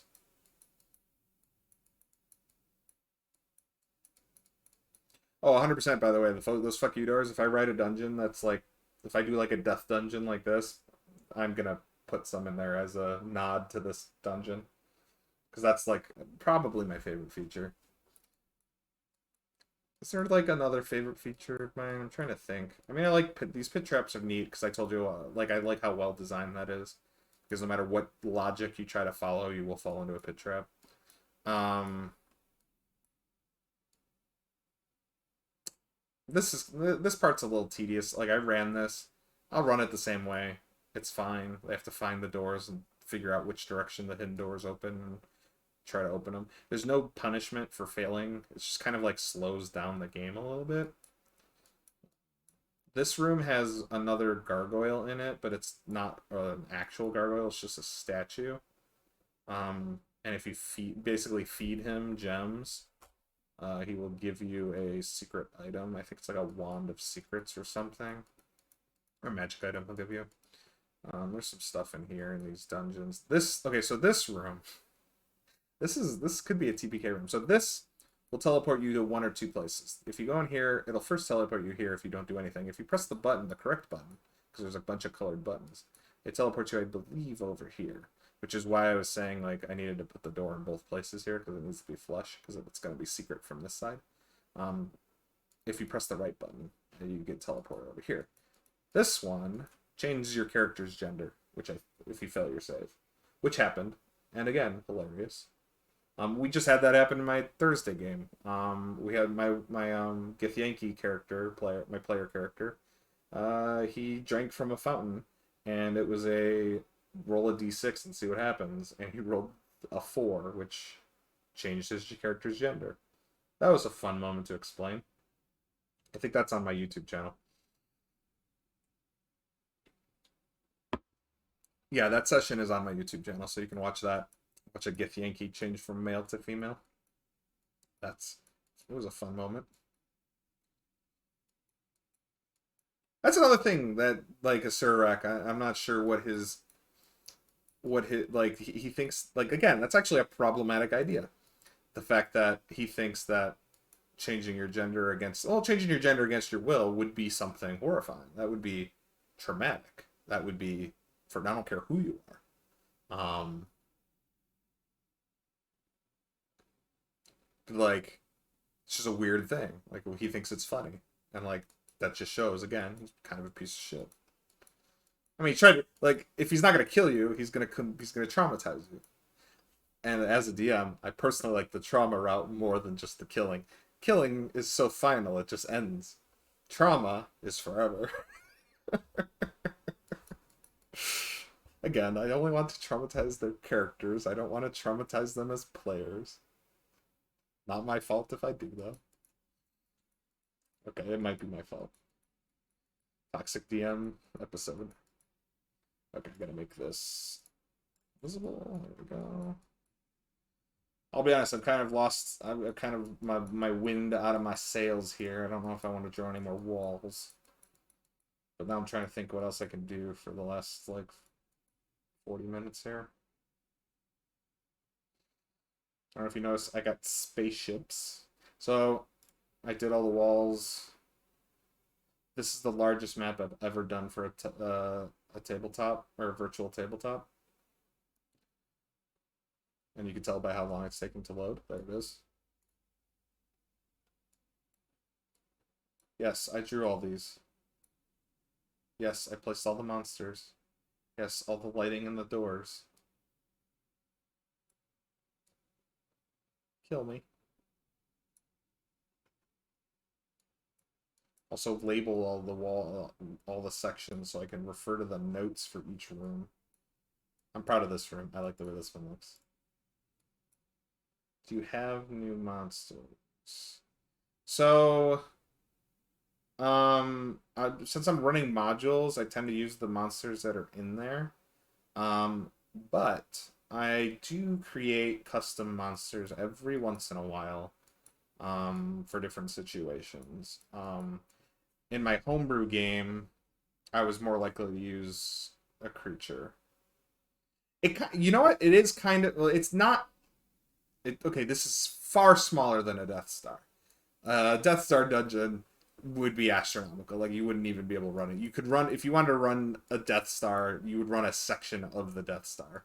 You wouldn't, like, because the Death Star is a moon-sized space station. Like, you'd never, but yeah, it kind of is. But it's a big spaceship. Think of it like, I think it's more traditionally like a flying saucer. Like, so it's going to be like a big disc in the sky. But this one's crashed underground. If you've ever, if you want to look into it, it's called the Expedition to Barrier Peaks. Hey, look, a map I drew. We were talking about custom maps. Again, this one I kind of just, I didn't rush it, but this kind of shows my limitations as an artist. But I drew this map because this is going to be where they need to run around and explore. The spaceship is this crashed in underground, the mountains up here, so they got to find their way over there. And there's a lot of shit going on around this map, so it'll be a fun little adventure romp. There's a dragon that lives up there. There's a family of giants that live over here. Something lives in there. There's a couple bears over here. A dude with the camp over here. There's a war camp over here. There's a destroyed town basically over here. But yeah, so Expedition to Bear Peaks, another Gary Gygax adventure that he wrote, and it was one of his later ones, and it was for second edition. Um, and it's a sci-fi, it's a blend of sci-fi and fantasy, and it's beautiful. It is a work of art. Um, it is big. It's a huge dungeon. There is so much going on in it. So many different creatures. The magic items that are in it is like I'm prepping it. Still prepping it. I'm not done because I kind of stopped because I needed to switch gears over to other stuff. But I have all the maps put in. And there's a seventh map that I'm trying to find. I might end up just drawing myself, and I really don't want to because it'll take a long time, but I might have to. Um, but the magic items in this game, in this dungeon, are basically like, so it's cool. It's really cool. So there's these guns that are basically laser guns, and there's like different types of laser guns. They got stun gun, all these things, and they use charges. But they don't use charges like typical magic items. They're actually these discs you need to find that are basically like the ammo, and you have to stick the discs in. And once you stick the discs in, they're basically like little mini batteries that charge the thing. And then so you can only use the item as many times as you have those discs, as long as you have enough discs. Some of the larger, more powerful laser guns and things take multiple discs for every shot. So it's a really cool way where you can add these really powerful artifacts that you would never, like, some of them are just like, it's like there's a gun in there that's basically a disintegration ray at will, like every turn. That's super fucking powerful. But because you control how many discs you can give them, you can basically control how many times they're allowed to do it. So if they find that laser gun, they might not find as much ammo to run it. If they don't find that gun, I don't know what Gamma World is, but I'd probably be interested. But anyway, the story is there's a spaceship here, and the idea is the AI in the spaceship is the only thing that has survived the like hundreds of years it's been buried after the crash, and they got out. And their protocol, their default setting, is this spaceship was designed to colonize planets for the inhabitants to come down and live. So the AI is supposed to cull the area and make it safe for the inhabitants. So the problem is it's still stuck on that setting, and once they finally broke out, they're starting to cull the area, and that includes a bunch of settlements that in the area.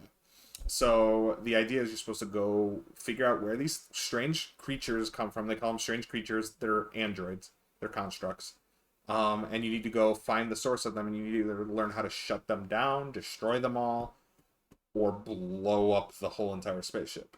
And you can just straight up, I think you can start a self-destruct sequence on the bottom floor, I believe.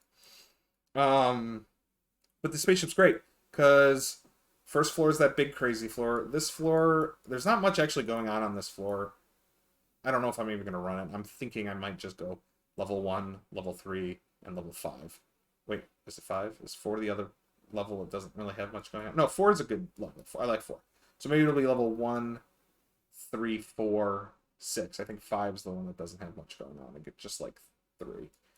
Yeah, I might just skip those floors. Oh, you know what though? There's this big water section. So maybe I'll keep this one. Maybe I'll just skip the spaceship level 2. And then the final floor. And then there's a 7th floor that's a bonus. Because I'm running the version that was created by... Ah, shit. What is that company? Anyway, they took the 2nd edition adventure and converted it to 5th edition. I'd have to Google it now because I want to give them at least the attention they deserve for this because it's a lot of work. Expedition to Barrier Peaks 5e.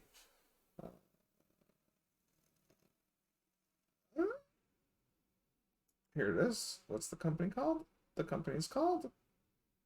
The company's called Goodman Games. There we go. Goodman Games. So they're doing some awesome stuff at Goodman Games. They are taking a lot of the older adventures and just doing a complete overhaul and making them for fifth edition. So it's so good. Like, let's see, like what adventures have they done? PDF store. Let's go to their PDF store. They do other stuff too. I don't think they only exclusively just convert. I think they write. I think they do have their own original adventures and stuff. Um, oh, they're okay. They're converting Dungeon Crawl Classics, which I've never run, but I've heard of them before, so that's cool. Oh yeah, so like, what do we got here? What do we got here? Classics from previous rule sets. Yeah, I'll just bring this up. Let's search this together. I don't know what Dragon Mech is. That sounds cool. Not as cool as Bronchosaurus Rex, but that sounds pretty lame. But monster guides, tournament modules. Ooh, I want to look into some of these. These sound fun. Dungeon Crawl Classics. There's other classics from previous full sets. Trying to look for where's this stuff.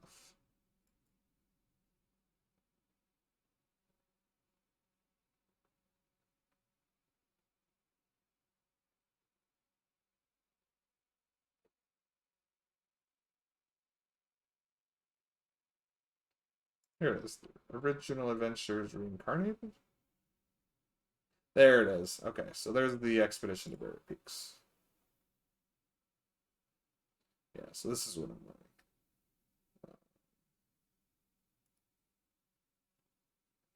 Into the Borderlands seems like one I would want to try. Good night. Talk to you later, bro. Temple of Elemental Evil, which is kind of funny because technically Storm King's not Storm King's Thunder. Um they already basically remade this for 5th edition, but this is like the original remade. And from what I've heard, you probably want to run this one instead of the other one. Into the Borderlands. I've heard of the Isle of Dread. I'm not familiar with it. I'm not familiar with the Lost City. Is this Omu? It's not Omu, is it? It's the Lost City. Oh, there's a desert?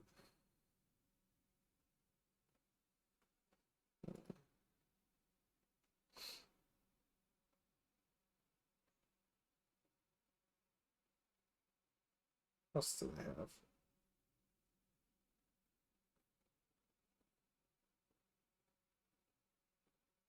It's source books for GMs. Are they like republishing old games too?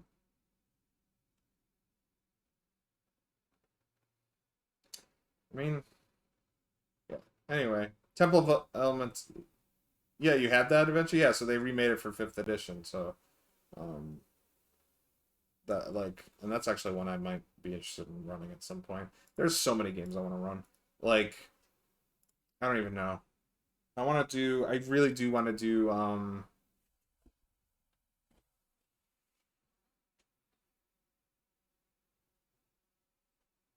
must be getting late. My brain's not working very much. Um,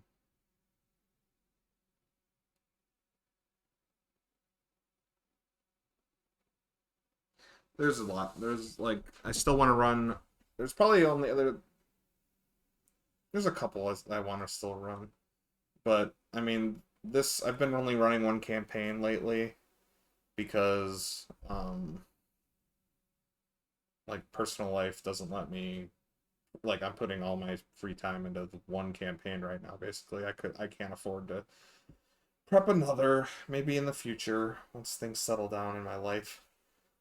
But like, yeah. So and I have no plans on running it. I am starting to run some one shots a little bit more often, and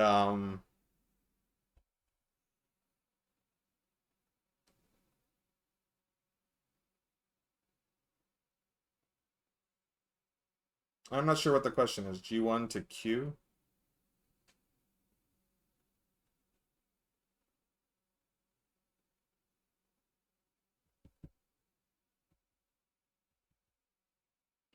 I think Elemental Evil was a first. I think it was a first edition. No, maybe it was second edition. It's funny how many. I think second edition was where like almost that's like where D&D kind of hit its stride. And then like third edition, I think got super popular. It was like, I mean, it's been kind of like on its way up, and then like it plateaued after third edition 3.5 and Pathfinder, and I think it like did that for like a decade. Fourth edition kind of like didn't help. The fourth edition people, I think most people tried fourth editions and just went back to 3.5 or Pathfinder. Oh yeah, those Q numbers, I have no idea what those numbers mean back then. They don't mean anything to me. I go by titles. Um, I guess the order is in the order that they publish them, I'm guessing, with TSR.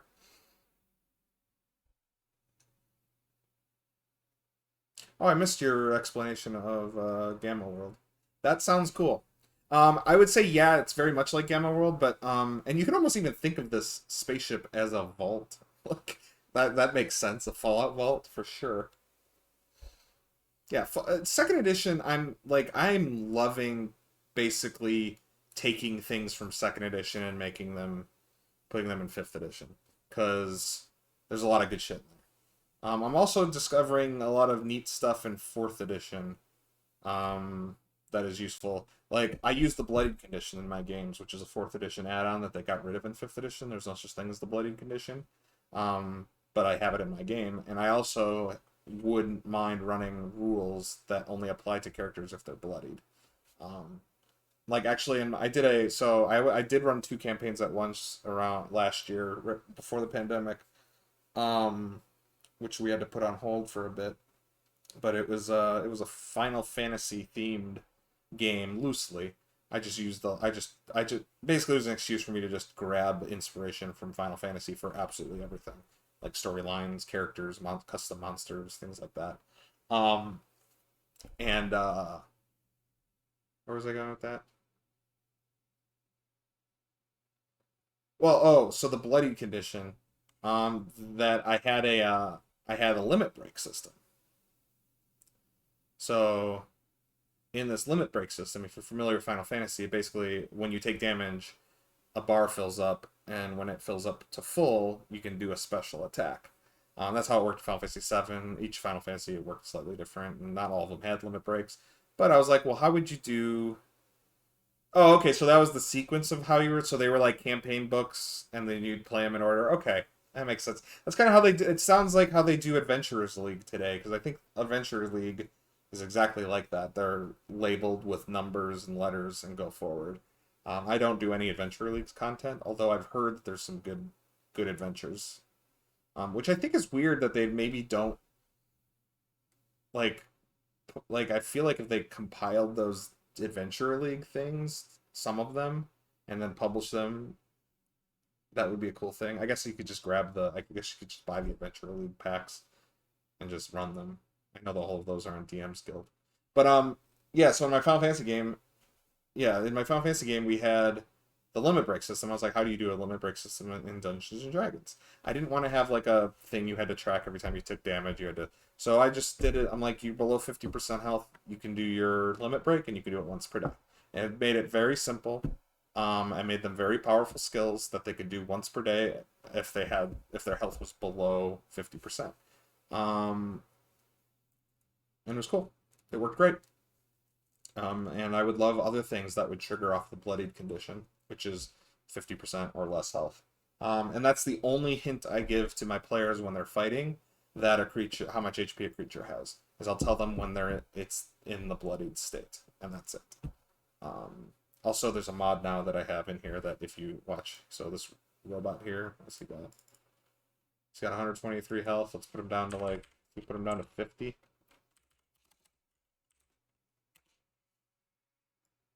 Boom. It puts a little icon over him. Makes him in the bloodied condition.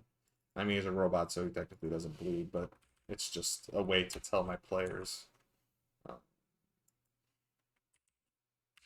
how much, or where he's at, or where they are at killing him. So basically, my idea is, it took you this much effort to get it to 50%, do that again, and it should kill it. Like, that's kind of like how I do that. What are other things that I do? Like, you were talking about how to run virtual tabletop. Show health bars for players, and but don't show the health amounts don't show the numbers. So that you can set that up in both Roll20 and this, where you can show the health bars for your allies. So what that does is it stops the question, who needs healing? Which slows the fighting down, slows outside of combat down. If the healer who likes to heal sees all the different sees the health bars, they can, in my head, that's like, oh, the character looking at their friend can see how much they're hurt. So like showing the health bar can be just like a gauge where it's like, oh, he's got a yellow health bar and it's below half, like I need to heal him. So show health bars. That's a tip I would have for all virtual tabletop. Back then, adventures were not publishing books. Basically, shrink back cardstock map and a DM screen. Describing. Yeah, I've seen some of the old stuff. Yeah, they're like and they're all. Yeah. That's interesting. They probably did it because it was cheaper. But like back then, I'm talking about like the Adventure League stuff. Now, is that they could probably compile some of the Adventure Leagues together and release them as like hardcover books that I would probably buy.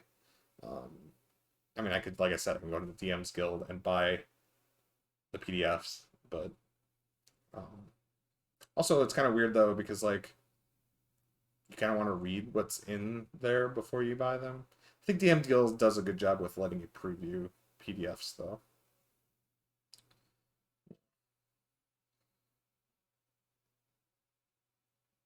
I'm trying to think of what other like VTT things that I do that might be unique. I mean, I do the lighting because I think the lighting adds something to the virtual tabletop that you can't do that at the table. You can't like have a lighting system. Also, the thing that's cool about lighting that people don't think about is each player is restricted to their point of view of their character. They don't see what other characters see. So where if you're at a table and you're all sitting at that table and you have monsters out, you can't hide those creatures from the other players at the table. They see the miniature you put out. But in virtual tabletop, if somebody's in a room by themselves and then a monster's in that room with them and nobody else is in that room, nobody else sees that monster. So it's really cool. And then you can also get into situations, and this happened. Did you ever recruit on what's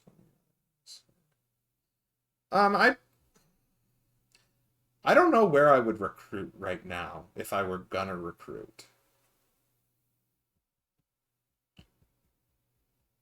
I would have to bite the bullet probably and go to Reddit.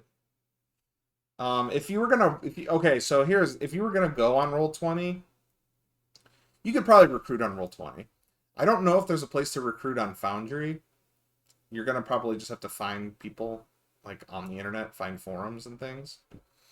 I'd probably use Reddit, but then I would do what my friend DM does. She with the interview, I would send her, be like, hey, could you send me a list of the questions you ask, and I would just try to interview it like how she does, because she's done a good job. She's recruited some people to our server from like random places like Reddit, and we've not had any big problems with anybody.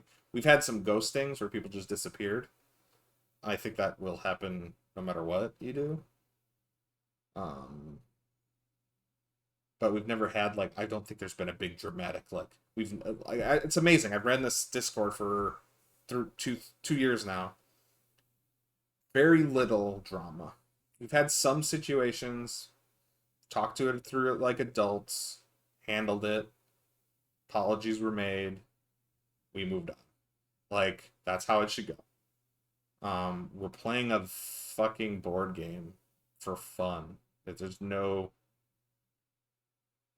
her more positive. So yeah, like she kept it. So like she wanted to get a feel of like what kind. So I can't remember. She did send me a list of her questions once. I can't remember off the top of the head what they actually are, but they weren't like. Yeah, they weren't like that. They weren't like she wouldn't like she would ask things like what are your red flags? Like what are things you don't want in your games? Like she would ask things like that. What are things you do want? Like what do you like about D&D? And then she would use her own judgment of those answers to kind of get a feel for who they are. And then she would also ask like what are you a student? What do you do in your free time? Do you have a job? Like it was just like here's a question I would ask, and maybe it's out of no, I probably wouldn't ask that. I wouldn't ask that. That's rude. But I would prefer to play with people who probably have full-time jobs and careers. And I know that's a little bit that can be considered problematic for some people. I find though that people who don't have that stability in their life, um, first off,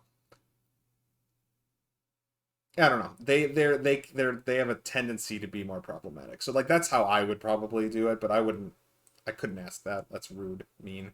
But yeah, so she asks more general questions and then based and gets a feeling off of those. She's told me she had some bad luck for a little like she's had bad people. People who would try to derail her campaign on purpose. People who would constantly start fights with other players on purpose. But luckily we haven't really had that. It's kind of yeah. No, she actually described it almost exactly like a job interview. 100%.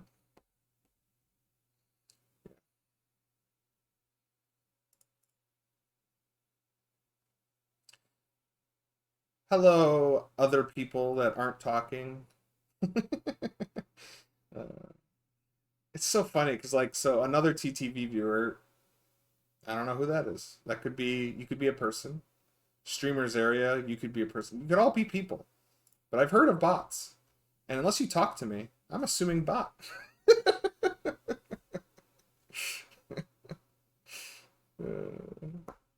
Which is fine. I need views. I need views and I need viewing hours to get my Twitch rank up so I can eventually become partner at some point. So you get like I'm fine with these people filling my server, but I would like some engagement. I would also like some more follows if anybody wants to follow. So I'll ask again. If you haven't followed me, just follow me. Just click the little button. You'll get it, and then you'll get to know when I get log back on. Right now, I log on Tuesdays and Thursdays currently. This is my first time. The lurkers are good. I'm okay with lurkers. You want to lurk and just watch me? Bleh? Fine. Sure. Don't get engaged. I mean, I prefer it if you engage. Ask me questions. That's my favorite thing. They improve your channel. Yeah, they do. They're fine. I love you guys. I love all of you. Even the bots. You're great. But like, yeah, give me a follow. I stream Tuesdays. My game Tomb of Annihilation. It's called Champions of Calitros because eventually we're gonna end the Tomb of Annihilation and continue the story. So I had to come up with a different title because I didn't want to call it Tomb of Annihilation the whole time. So Champions of Calitros is the name of the group, the adventurer group. So unless that changes, which it might, like pending TPK, that name might change, and maybe we'll start a whole new campaign with a whole new group of adventurers. I'm gonna try to avoid a TPK. But Champions of Calitros, that's Tuesdays at 6 p.m. Central. I might push that back to 7 p.m. Central. I'm thinking about that. It's my favorite campaign session. All right, favorite campaign session. Ooh, that is hard. There's some good ones. Um, like in Curse of Strahd, there was this place. There was a place called the Amber Temple. Curse of Strahd spoilers. Cover your ears. Walk away. Don't want to hear this. There's a place called the Amber Temple where, inside the Amber Temple, there's a bunch of sarcophaguses that are containing the basically the spirits. Uh, that is a good channel name. What if I? You know what? I kind of want to name my now. I kind of want to name my one shots pending TPK. It'd be great. That's good. I'm gonna try to remember that. But anyway, one of my favorite sessions was it wasn't a session. It was just my favorite. Like it was a couple sessions, like one or two. I think they spent like 2 or 3 sessions inside the Amber Temple. There's these sarcophaguses that would tempt you with power, with different magical powers. Some would give you the power of a vampire. Some would give you um, the ability to fly. Some would like all these different things, but every single one came with a downside. Every single one was like, "Hey, you get this really cool thing, but now you gotta the flying one, which one of my players did get. It's like, oh, you grow a set of these magical, amazing bone wings that sprout from your back, and you can fly, and you get a fly speed of I think she got a fly speed of 50 feet or something. Great, awesome, that's so cool. It was a Goliath with wings. How fucking scary is that? She had to eat bones every 24 hours or die. I was just like, oh, that's so stupid. So she was constantly like, when they would kill something, she'd be like, can I harvest that creature's bones? And I'm like, all right, roll a survival check to carve, to get the bones, get all the meat off the bones. And like, oh, it was so good though.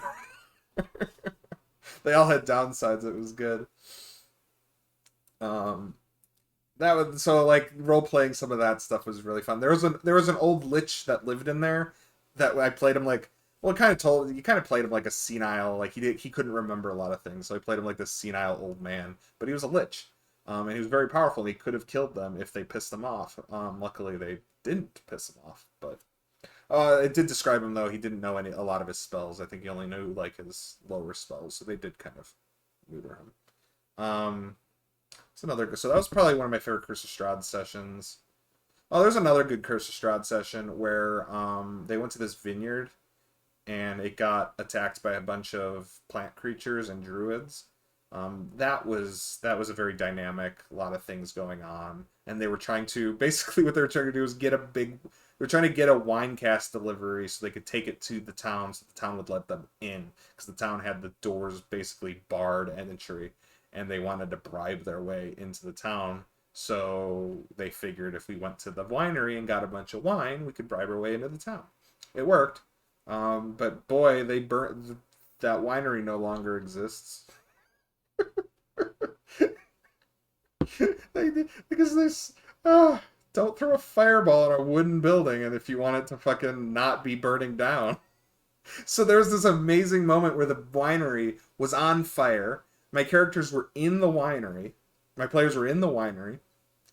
They were loading up a wagon with casks and then they had to one of them transformed the druid transformed into a giant elk so that it could pull the wagon with the thing up there. The whole entire time, the building's on fire and they're being attacked from the outside by plant creatures that are. I had them come in basically like waves of 6 or 7 at a time. So like, and I was just like, they're just keep coming because the book basically described there's just hundreds of them. I wasn't gonna have them fight 100 of them at a time, so I just kept sending wave after them until they got away. And it was this just big dramatic moment of building on fire, trying to get the cask of wine. Got to get out of here. We're being attacked on all sides from plant creatures. So it was a cool moment. That was a good session. Let's see. Let's Tomb of Annihilation session. Let's do one for more recent stuff. Killing Patton, which was my first player character death in that campaign. Actually, it was my first player character death. Period. Because I adopted a new philosophy of I'm going to let characters die. Because kind of before that, I was afraid to let characters die. It was just like, didn't feel good about it. So I kind of forced myself to be like, all right, this campaign, I'm going to totally let characters die if it happens. Like, I'm not going to fudge the rolls. I'm not going to do anything. So it took about 10 sessions, maybe 10 or 11 sessions, and it was a random encounter. And it was 3 giant scorpions, and they were level 3, I think, 3 or 4. So it was a hard encounter. It was a hard or deadly encounter. I think it was deadly. And that's how I run random encounters, though, because usually you only get 1 random encounter a day when you're traveling in Tomb of Annihilation. So make it deadly. Make it something dangerous. Don't make it boring. So, and Patton Duckslayer the Third, that was his name. There's a whole backstory why his name's Duckslayer. It's his last name, like it's his legit last name. His family name is Duckslayer, but then there's a backstory of why his family name's Duckslayer. And it's ridiculous. It's stupid. Maybe I'll tell it. Not right now, because that's a whole different story. But anyway, Patton Duckslayer the Third, and there was a first and a second. There's a different campaigns, different one-shots, but he was the third. So he got killed because he ran in, tanking spanking with the sword, or he had I believe it was a mason shield, maybe a hammer and shield. Had the confidence that would be able to tank these things. Ran in, started swinging. None of the other characters ran in.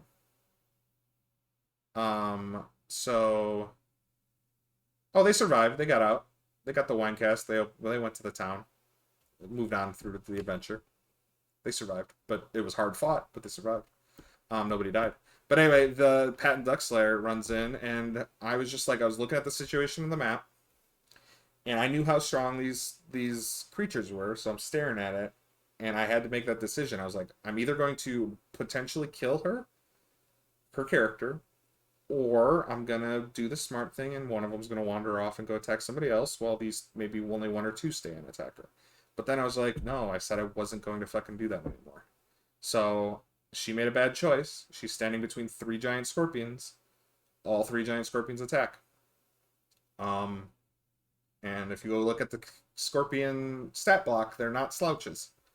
I basically described her character being, after they rolled their attacks and how much damage they did and all that, her character got ripped in half. Like, just got shredded by these scorpions that ripped her apart.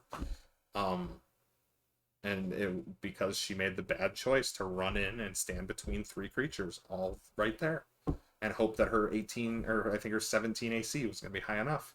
It was not. They have a plus, I think they were plus 6 or 7 to hit, and I rolled good, and I think one of them crit. So it was one of those things. And maybe it was, I think actually, no, she survived another, I think it was 2 rounds of attacks. I think the first round really hit her hard, and then the rest of the party ran in, so then it was a little more balanced because there was more targets for the scorpions to attack. But yeah, the poison, it's that poison tail. And then they can grapple you, so like you can't move them. So like you're just getting grappled and then tail attacks. It was disgusting. And I think the poison was what crit. So she died. Like, her character died. And it was my first player character death. And the funny story is, she's also my player character who had another character die. Same campaign, 10 sessions later. It's great. Alright. She's got a good character now. She made a really tough one now. It's going to be hard to kill, so I think she's learned her lesson. You played the campaign as a drunk druid, and you met a cavalier, and we got attacked at first level by a bunch of kobolds on a hill. That was back when bind wounds were okay. So we were passing out and bind each other's wounds to wake up and keep fighting. Nice. A bunch of kobolds at level 1. So unique thing, if you don't know this about Tomb of Annihilation, you cannot raise the dead. There's no resurrection magic in Tomb of Annihilation allowed, because there's something called a death curse. And maybe now, yeah, her second character. Okay, that makes me have to tell the next story about her second character and how it died. That was on me. That was not her fault. And I've learned my lesson from that. Tomb of Annihilation you can't resurrect. When a character dies, there's something that takes the soul and absorbs it, and it's gone. So there is no resurrection in Tomb of Annihilation, and that's something you had to be upfront about. You have to tell your players right up front, raising dead, resurrection, all those spells do not work.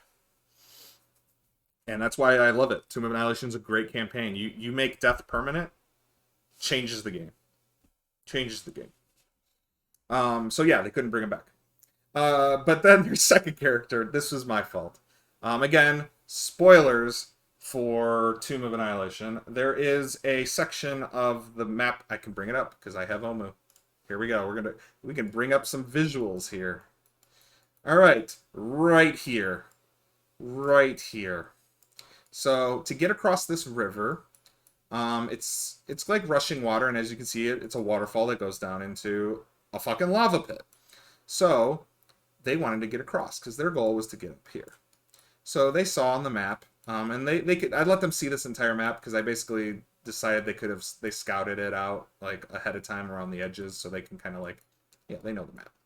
So her second character decided that she was going to fly across the river and scout ahead. Waiting for her in ambush on the other side was the assassin stat block. Again, poison, as we discussed with the thing.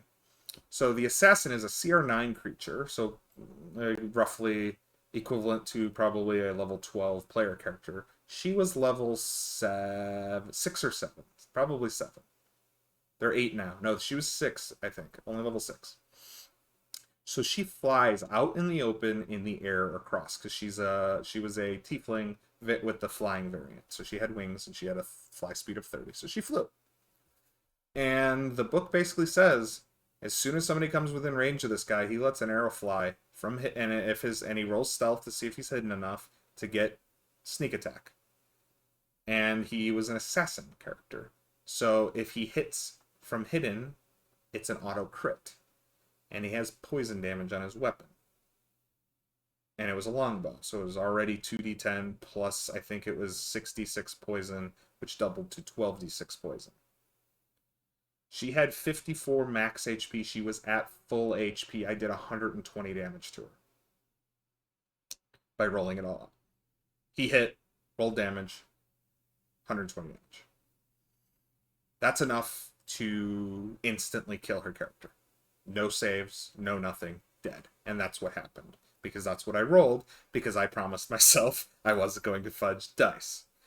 But this is the lesson. I should have fudged the dice. Not that I shouldn't have had the arrow hitter, not that it shouldn't have done a bunch of damage. It shouldn't. Plus fall damage into the water. Yeah, I kind of... It was water. You could rule it didn't do that much damage. But the lesson is, I shouldn't have killed her character outright. It would have been dramatic enough that she would have gone down to 0 HP, fell out of the sky into the water, into a river that's flowing to lava. Like, I didn't need to kill her character outright. She was pretty fucked as it was with being knocked down to 0 HP. But that would have allowed my other characters and my other players to try to save her. And it would have been a much better session if I let that play out instead of what did play out. But I will say this. After that, oh boy, were they mad. I've never seen the entire, they were legit angry. And they were like, all right, we need to get whoever this is that did to her. And they just they came together, like the A-team came up with this plan. They came up the river. They crossed the river quietly and silently. They prepped over here. Then they snuck across to where they thought the guy was. And then I had a map set up where he was. And he was still hiding. And they were rolling stealth checks. And I was having the guy roll. He had a passive perception that was pretty high. Still, they rolled good enough. They got the jump on him. And there was this moment where the monk finished him off with a flurry of blows. And I just described it. I'm like, you punch him, and then you punch him again, and you keep punching him, and you don't stop punching him until his face is just a mess. And it was a great moment. That was a great fucking. Oh no, at the NPC, not at me. My players are great. They won't get mad. There was a little. I had to talk my because I killed her second character. There was a moment of I had to. She said she was very upset. She needed some time. I gave her some time to talk, and then we talked about it. Um, so, but that moment of them getting that revenge kind of made up for the mistake of me killing her character off. But we could have had both. We could have had her go to zero, crash into the water, flow down the river. They have dramatic save, bandage her up, then go for revenge, and then that still could have happened. I could have had both, and that was the mistake I made in retrospect. So I need to be fudging. Not. It's not something you should never do. There are moments, and you need to be able to learn to spot the moments where fudging the dice will create a better session. That's the goal of fudging dice. It's not to make what you want to happen. It's not to make it's not to manipulate the situation. It's to add to the drama and make a better story. When the dice don't tell a good enough story, you should be allowed to um tell the dice no and be like, no, we're gonna do this instead because it's gonna be better. Did my player feel vindicated? So she was watching the rest of the session, and like she watched them get revenge. I don't think she felt vindicated. It was like it was just this passive. This was just this nobody NPC that they put in the game. He has this backstory of like, but they didn't learn any of it because they just beat the shit out of him and killed him. So, it didn't matter. So like, no, she didn't feel vindicated. I will say this though, she made a much better third character. I really like her third character is now Lordle the Tortle. Funny name. She loves funny names. She was the one who did Patton Duckslayer the third. Her second character was actually more, I would say, a D&D character. It was Zendaria, and she was a druid of the I forgot what kind of druid, what circle druid, but she was a druid tiefling. But no, this Lordle the Turtle, I like her. I like her character. I forgot him, her. I don't remember what gender Lordle is. I think it's a girl. No, it's a boy. It's a boy. Um, and she's what she is she's a Twilight Druid, not Twilight Druid. Twilight Cleric. I think it's Twilight. Um, and I just like her character a lot. Like this character is really good. I like the way she plays her. She has this funny voice she does with her. But I like her new character. Yeah, it can be discouraging, but I think she already experienced it once, so it's like eh, like I am going I she has a little bit of plot armor right now. I don't want to kill her third character. Um but if she makes a mistake, like it'll be out of my hands.